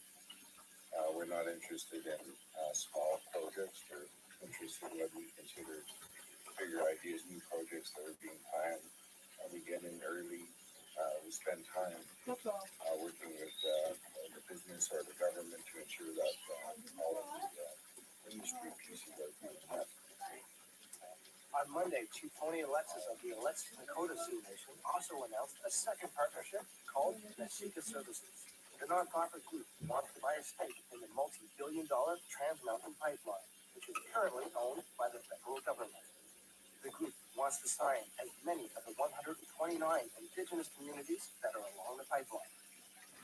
We have 14. The membership continues to grow. There's a non-binding letter that they can sign. There's also an MOU that they can sign to participate as part of the reporting run. Chief Alexis says the investment will also benefit the communities that participate. With oil averaging 60% higher price in a year, they could yield a return. We're helping coordinate and facilitate the financial transaction as needed, organizing a group and a team that will have that high level of sophistication to make sure a project of this magnitude is done in a way that benefits the First Nation community. Chris Stewart, APTN National News, Edmonton.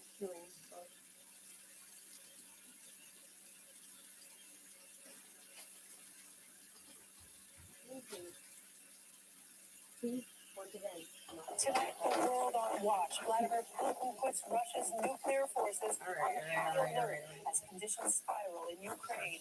Explosive attacks getting closer and closer. Ridiculous. Right. Look at that algorithm.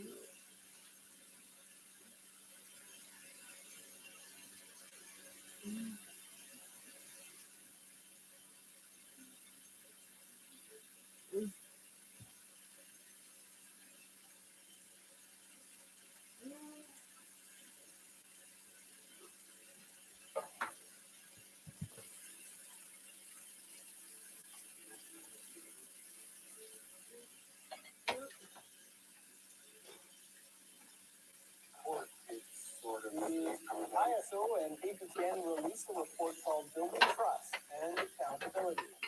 It suggests several ways funding agencies can weed out false claims of Indigenous identity. Jesse Wente, the co-executive producer of ISO, encourages all funders to read the 60-page report. Great relations require trust and accountability, and all art funding relies on a fundamental trust between storyteller and funding body. This report will act as a guide for all parties in how we ensure and move in right relationships. No, it's like they even We encourage everyone to read it it's like fucking so we may continue this work with full consideration. like the token Pluto line. Like that's all he is now. That's all he's got. Is this fucking recited fucking rips that he goes by, and that's the only Family say 31-year-old Ashley Keemack was a mother and daycare worker. She was a very outgoing girl, and she was very kind, respectful. She had lots of friends that really cared and loved her. She had been out with friends during the Trappers Festival in Baja. RCMP says she was not dressed for the extreme cold that night. Her body was discovered outside a home Monday morning. According to RCMP, Keemack had been at the house where her body was found earlier in the evening, but left with an unknown man. Officers have since located and spoken to him. Believe she died of exposure, and RCMP has said they don't suspect foul play. Ashley's grandmother and aunt have questions about how she could be left alone for hours in minus 30 weather. There's so many unanswered questions, like where was everybody? Why didn't anybody see her? Like from what we gathered, she was maybe by herself there for like 4 or 5 hours. Daryl Stranger, BBC National News, Winnipeg. And her and Fidel Castro had an affair. And like she was literally like all over Fidel Castro, like all over him. Like, and I think she had like a room in his mansion or something like that. I don't know. Like, but she's the one saying it.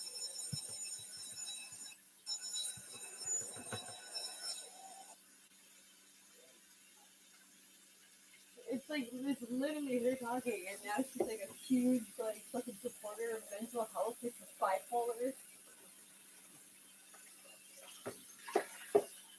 It's pretty crazy. Yeah, and I also didn't know Trudeau's father got divorced. Like, I thought they were still married when he died.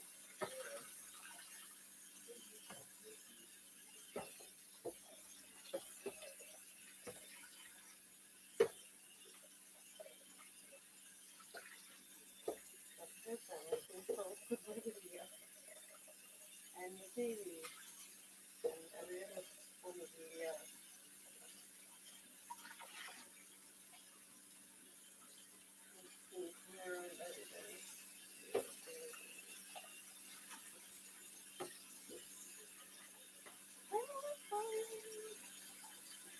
Okay, well, that's the information I want to see desperately.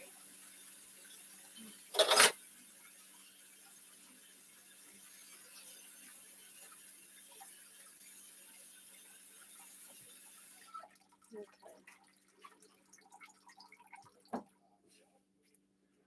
I'm starving to death.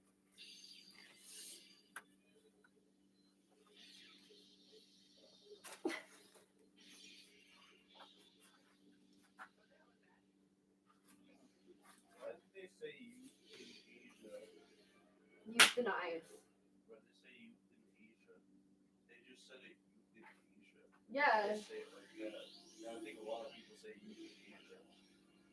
I think that's another way of saying it, because it's humanely putting down. What you said was right, but I think they're making fun of how everybody else says it. Let's look it up. Pretty sure. Let's look up the word euthanize. Because I walk around saying, let's just euthanize me. And fucking broken fucking animal that just can't be rehabilitated, apparently.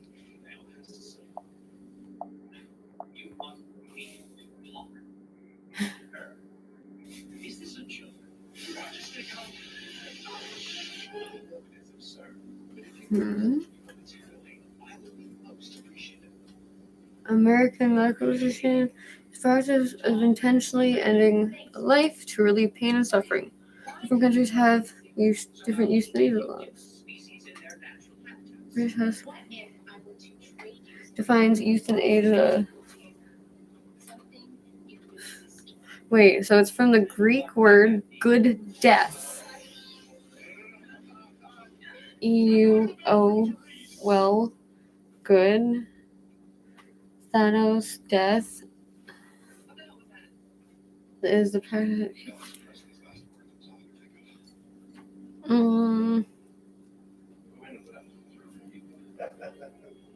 As a deliberate intervention undertaken within the express. I know what it is.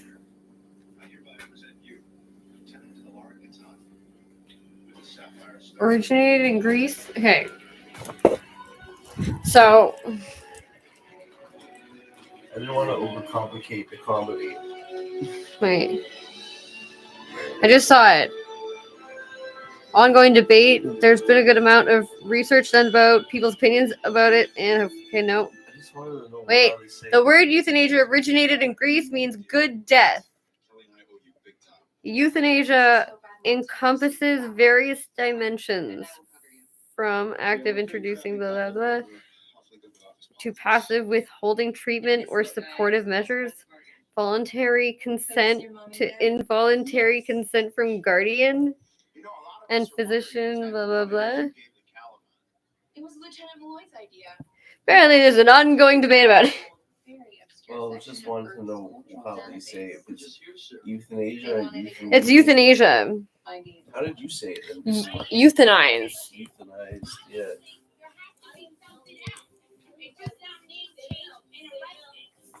Wait, Wikipedia never fails me. Well, sometimes it does. There was one time that's like I looked at anime. Jersey Shore. It's not Jersey Shore. It's Desperate Housewives or whatever. This is real. Jersey. No, it was a Jersey Shore. Real Housewives or something like that. That's where that South Park joke comes from. It's a Jersey thing. Where they're at dinner and Sharon. She's a friend of mine. Well, I'm just saying, she's gonna fucking be gone. I don't dance boy. It's just a Jersey thing. Sometimes I just freak out and then I'm over it. Okay. His egg is hatching. Oh, gross. Look at him. I don't want to look at it. That looks like a. I know, but look at him. He's like, I've seen this episode already. There's one. Did you see the one where he has like a porn addiction and he puts a porn virus in the ship and almost kills everybody? No. It's fucking hilarious. It's fucking hilarious because the guy's trying to fix it and like he's like licking his ears, like rubbing his nipples. Yeah, that's beautiful. Probably for women, they love seeing men rub their nipples. I do love me some nipplage. Yeah, I know. Like, you actually suck my nipples sometimes. It's funny. Please shut up. I feel like a fat orangutan and you're sucking my nipples. I hate you. Okay. I know, a lot of people say I have orangutan nipples. She got some orangutan titties. Yeah, I think so. Fat. Probably that's right. I mean, they look like someone like squeezed them. Didn't try to do a twisted nipple, but they just squeezed on it and like they clamped. And look at my nipples. Go away. Look at my nipples. Actually, I would like to have a cigarette before I start cooking shit. Oh, there's so much cooking. So much cleaning all the time.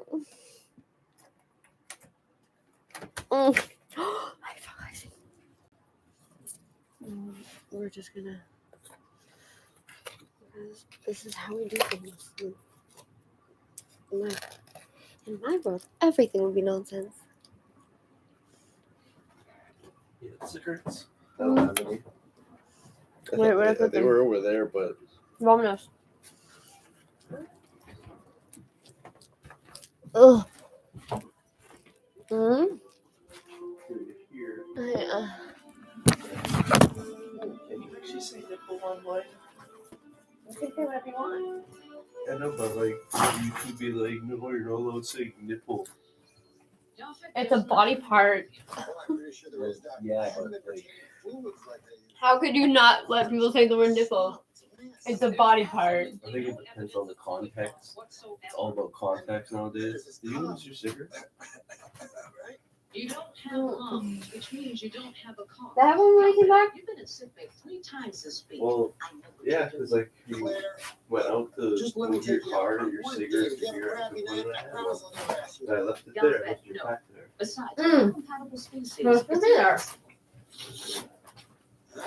Where that came from? Get out. Oh, right next to the worms. Which also, Are you? he disappeared. Smooth move. You let him go. Not you. Oh.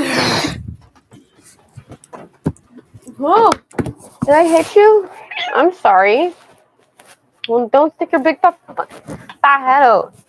I'm walking here. Have a cigarette?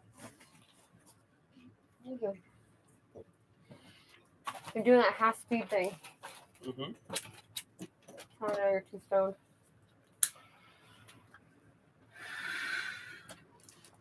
You just walk at half speed, or everything you do is at half. Like, you're going to grab me something, you'll do it the utmost slowly. It's so annoying. Jacko, yes, I know. I'm making See, food. man, like, it's like what, like a lot of like mental health people say is like, Yes, tell me. you need please. to Enlighten me. What do you want me to take a step back from your own chaos and just take a big breath and look around.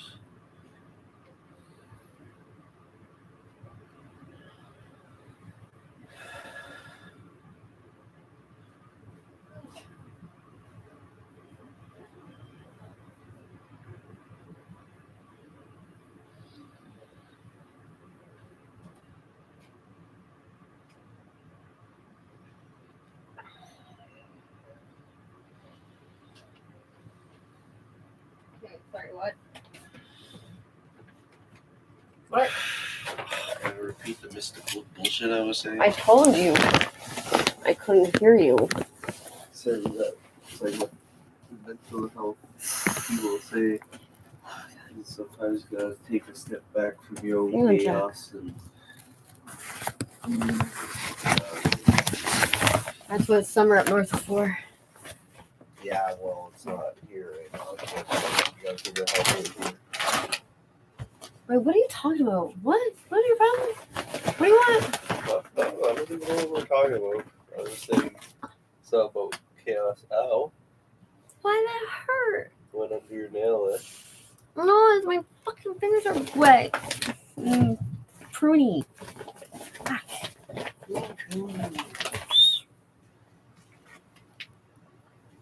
There's another one here. Oh, they had two. They only had two fucking flavors. So you drop shit on purpose or so? You Don't fucking say that because fucking you're gonna get me in fucking trouble. Just, I gotta say it. Yeah, but you know it's not fucking true. You know fucking moving in this apartment is impossible. No. And it's just we've never fucking cared up until this point. It's been like 5 fucking years we've been here. Fucking It was Sunday. You're fucking Sunday. It's the fucking Lord's Day. I'm up at 7 in the morning. I'm outside waiting for a fucking spot, and guess what? No one's going to work. Guaranteed. There's one girl who leaves at 7:30. If you're parked on this side, on the apartment side, you're good. It's if you're parked on the other side. I'm looking for any spot that is within our street or the adjacent street. It's hard. Any. It's hard. This year, it has been yes. It's really hard. No, this year it has been ridiculous. Right, like I don't like. You even have a truck. Now you understand why I don't like after a certain time, there's no parking spots. Yeah, but it wasn't like this fucking Always before. Like this. You just didn't notice when you were driving all the time. Yeah, but you drive a fucking big ass truck. It's the same. It's the worst. I don't know. I started doing the shock thing, and everyone started getting a bit better about it. That's coming soon. No, it's now February. it's new fucking people that I've never seen yet. Like, we're almost in March. Like, it'll be crazy. March. If we hit March, it'll be 4 months that I'll have no money. It's crazy. That is crazy. I know. That's retarded, Cameron. Like, because you work, and that money's supposed to be there for when you're not working, and you. I guarantee there's gonna be a group. I have 500 left right now. 500. Yeah, but it's like that's ridiculous, Cam. Like, so like I have enough for another like. You need to do something about it. It's not right. I don't know what I can do else about it. No, Like, you I need to told go everybody, online and find a that I needed fucking. to tell and I talked to, and now it's just Service Canada. It's them. It's the only. That's why you keep calling each week, and it's No, like but the there's same got to be a fucking group deal. that's doing something about it. Like, you just need to ask because it's not like I can ask for you because I'm not native. They won't tell me anything. Because there's nobody in town that could help me with this. Like, Yeah, I had the like- lawyers from the Desjardins in town, but that's it. Cam, if there's any letter to be like, oh, we're doing a class action lawsuit and you're entitled to $1,000 to shut the fuck up, they're basically fucking signing an NDA because they fucked up and they sent your checks to somebody else. There's no guarantee you're gonna get those checks back. Well, they said that they're going to, when it's figured out, that they will pay me out. And everything. Well, yeah, but when are the payments coming? I don't know. Exactly. No, someone needs to give an answer. Like, can you close that a little Ian bit? told me that Cam, a guy close at the door a Service bit. Canada told him it usually takes 3 to 6 Cameron, months. please close the door a bit.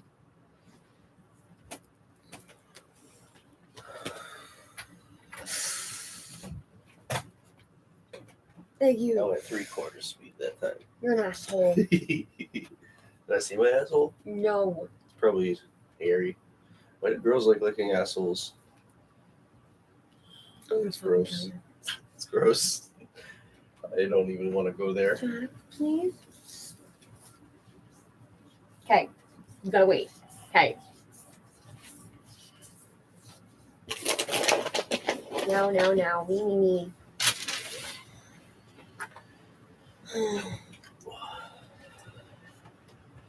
Oh, God.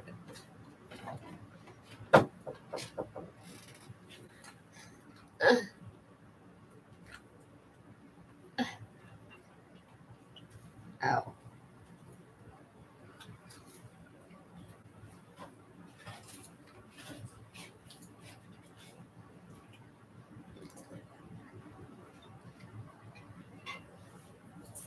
Bloop. Bloop. Bloop. Okay.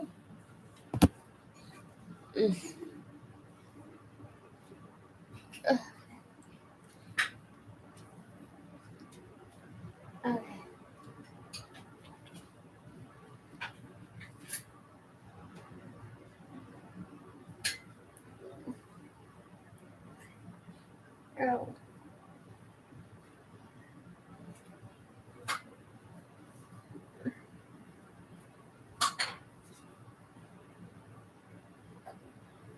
What? Yes, Jack, I know. You're done. I know.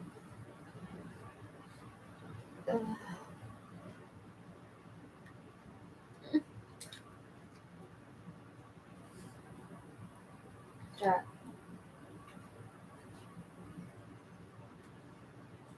Chill. You're gonna make yourself sick again. Chill. Okay.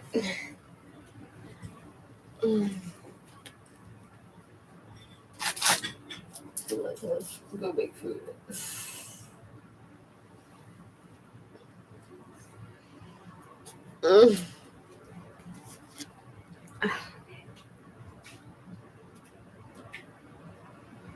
Oh, what are you doing? Get out of the kitchen. Get out of the kitchen.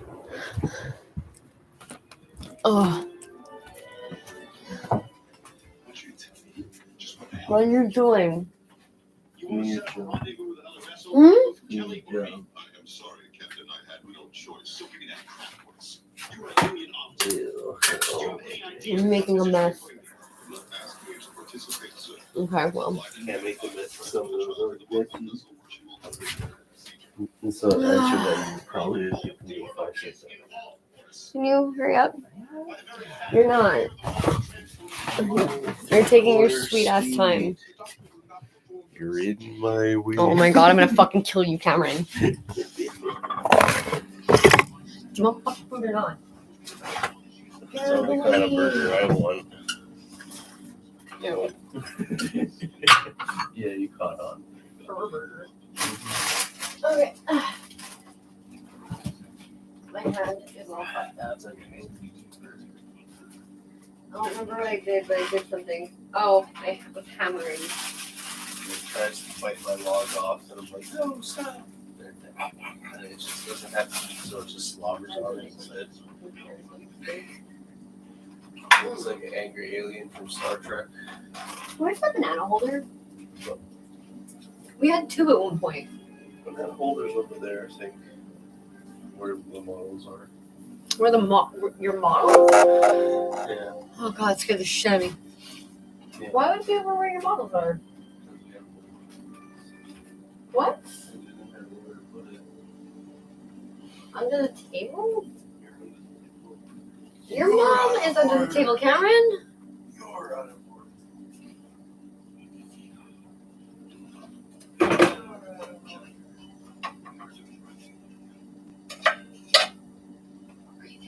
Oh my god. It's like a never ending amount of dishes.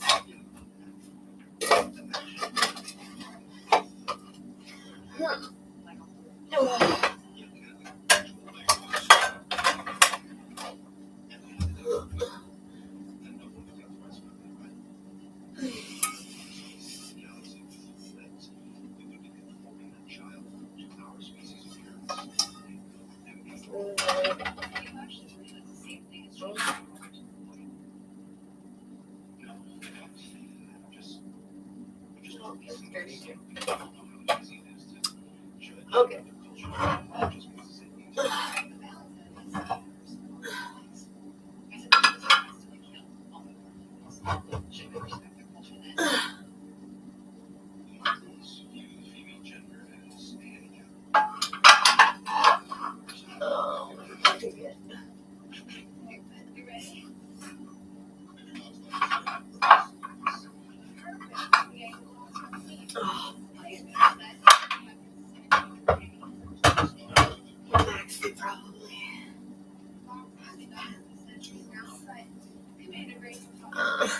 Alright.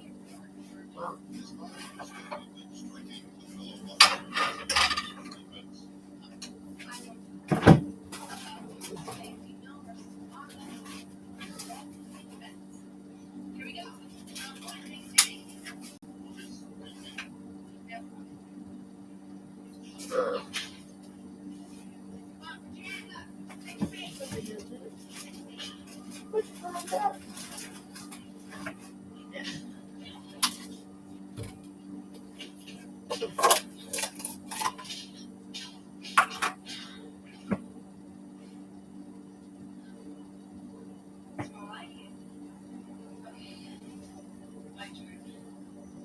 Oh, I can do that.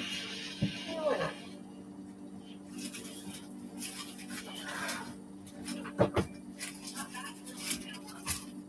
Not bad for a female.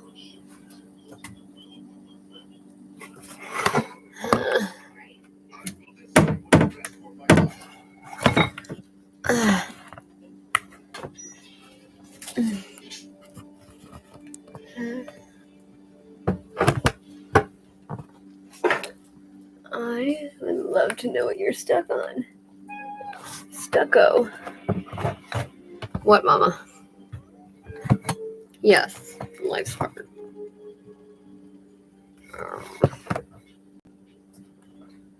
I think I turned on the wrong burner.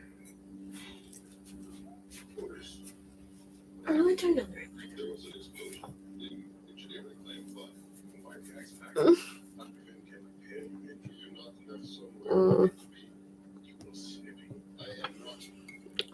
Doing a fucking killing face.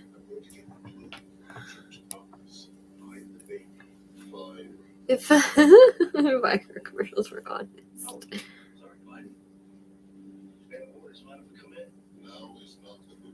Oh my god, are we still actually talking about the lowest Olympic ratings? I can't believe we're still talking about this.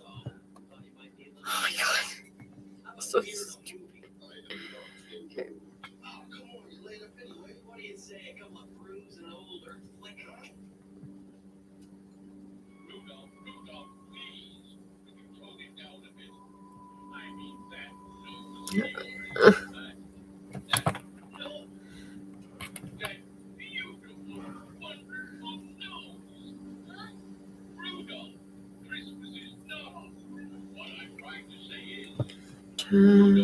The toxic world of hustle culture. Hustle culture is first thing you think. Fuck off. Ridiculous.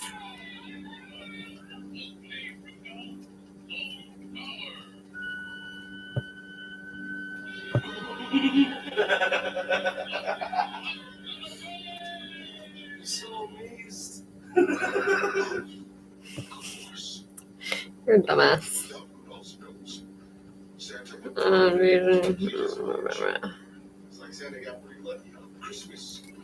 Sure.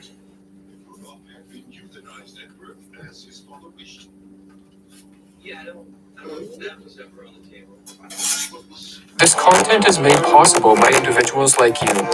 Become a supporting member and access our growing library of membership courses and videos. Learn more at academyofideas.com/members. The real question is whether the brighter future is always so distant. What if it has been here for a long time already, and only our own blindness and weakness have prevented us from seeing it around us and within us, and kept us from developing it? Across the globe, a confluence of factors is destabilizing the fabric of society. Many government institutions are corrupt to the core. Many politicians are so detached from reality that they view those who want freedom as enemies. The legacy media has morphed into the propaganda arm of the government. Instead of seeking the truth, the function of these institutions is to augment state power and demonize those who dissent. To make matters worse, global economies have been ravaged by destructive government policies. And while rampant money printing has created a mirage of economic stability, this mirage is quickly giving way to an ugly reality. Politicians tell us that if we are unhappy with the way we are ruled, then we can express our displeasure at the polls, or even run for office. But this is to assume that the democratic ideal is the best way to return freedom to an unfree world. This is to overlook the corrupting influence of state power. This is to forget that the massive bureaucratic class that operates many of the levers of government is not replaced through elections. And finally, this is to assume that state power is the solution to what ails society. Perhaps state power is the poison that is destroying it. A more practical solution to what ails the modern world may be to allow the dead weight of the state to collapse in on itself, as it inevitably will, and to soften the blow of this collapse through the creation of a parallel society. In this video, we are going to explore what a parallel society is, how it played a pivotal role in the fall of communism in Eastern Europe, and how the creation of a parallel society may be our best chance of returning freedom to an authoritarian world. If it proves impossible legally to compel the ruling power to change the ways it governs us, and if for various reasons those who reject this power cannot or do not wish to overthrow it by force, then the creation of an independent or alternative or parallel society is the only dignified solution. The basis for the parallel society was born in the mind of Ivan Yurus, a Czech poet and the artistic director of the rock band The Plastic People of the Universe. After members of this band were arrested in 1976 for refusing to toe the government line, Yurus called on the community of Czech artists to create music labels, publishing houses, concert halls, art expositions, and other such infrastructure that existed independently of mainstream society and outside the grasp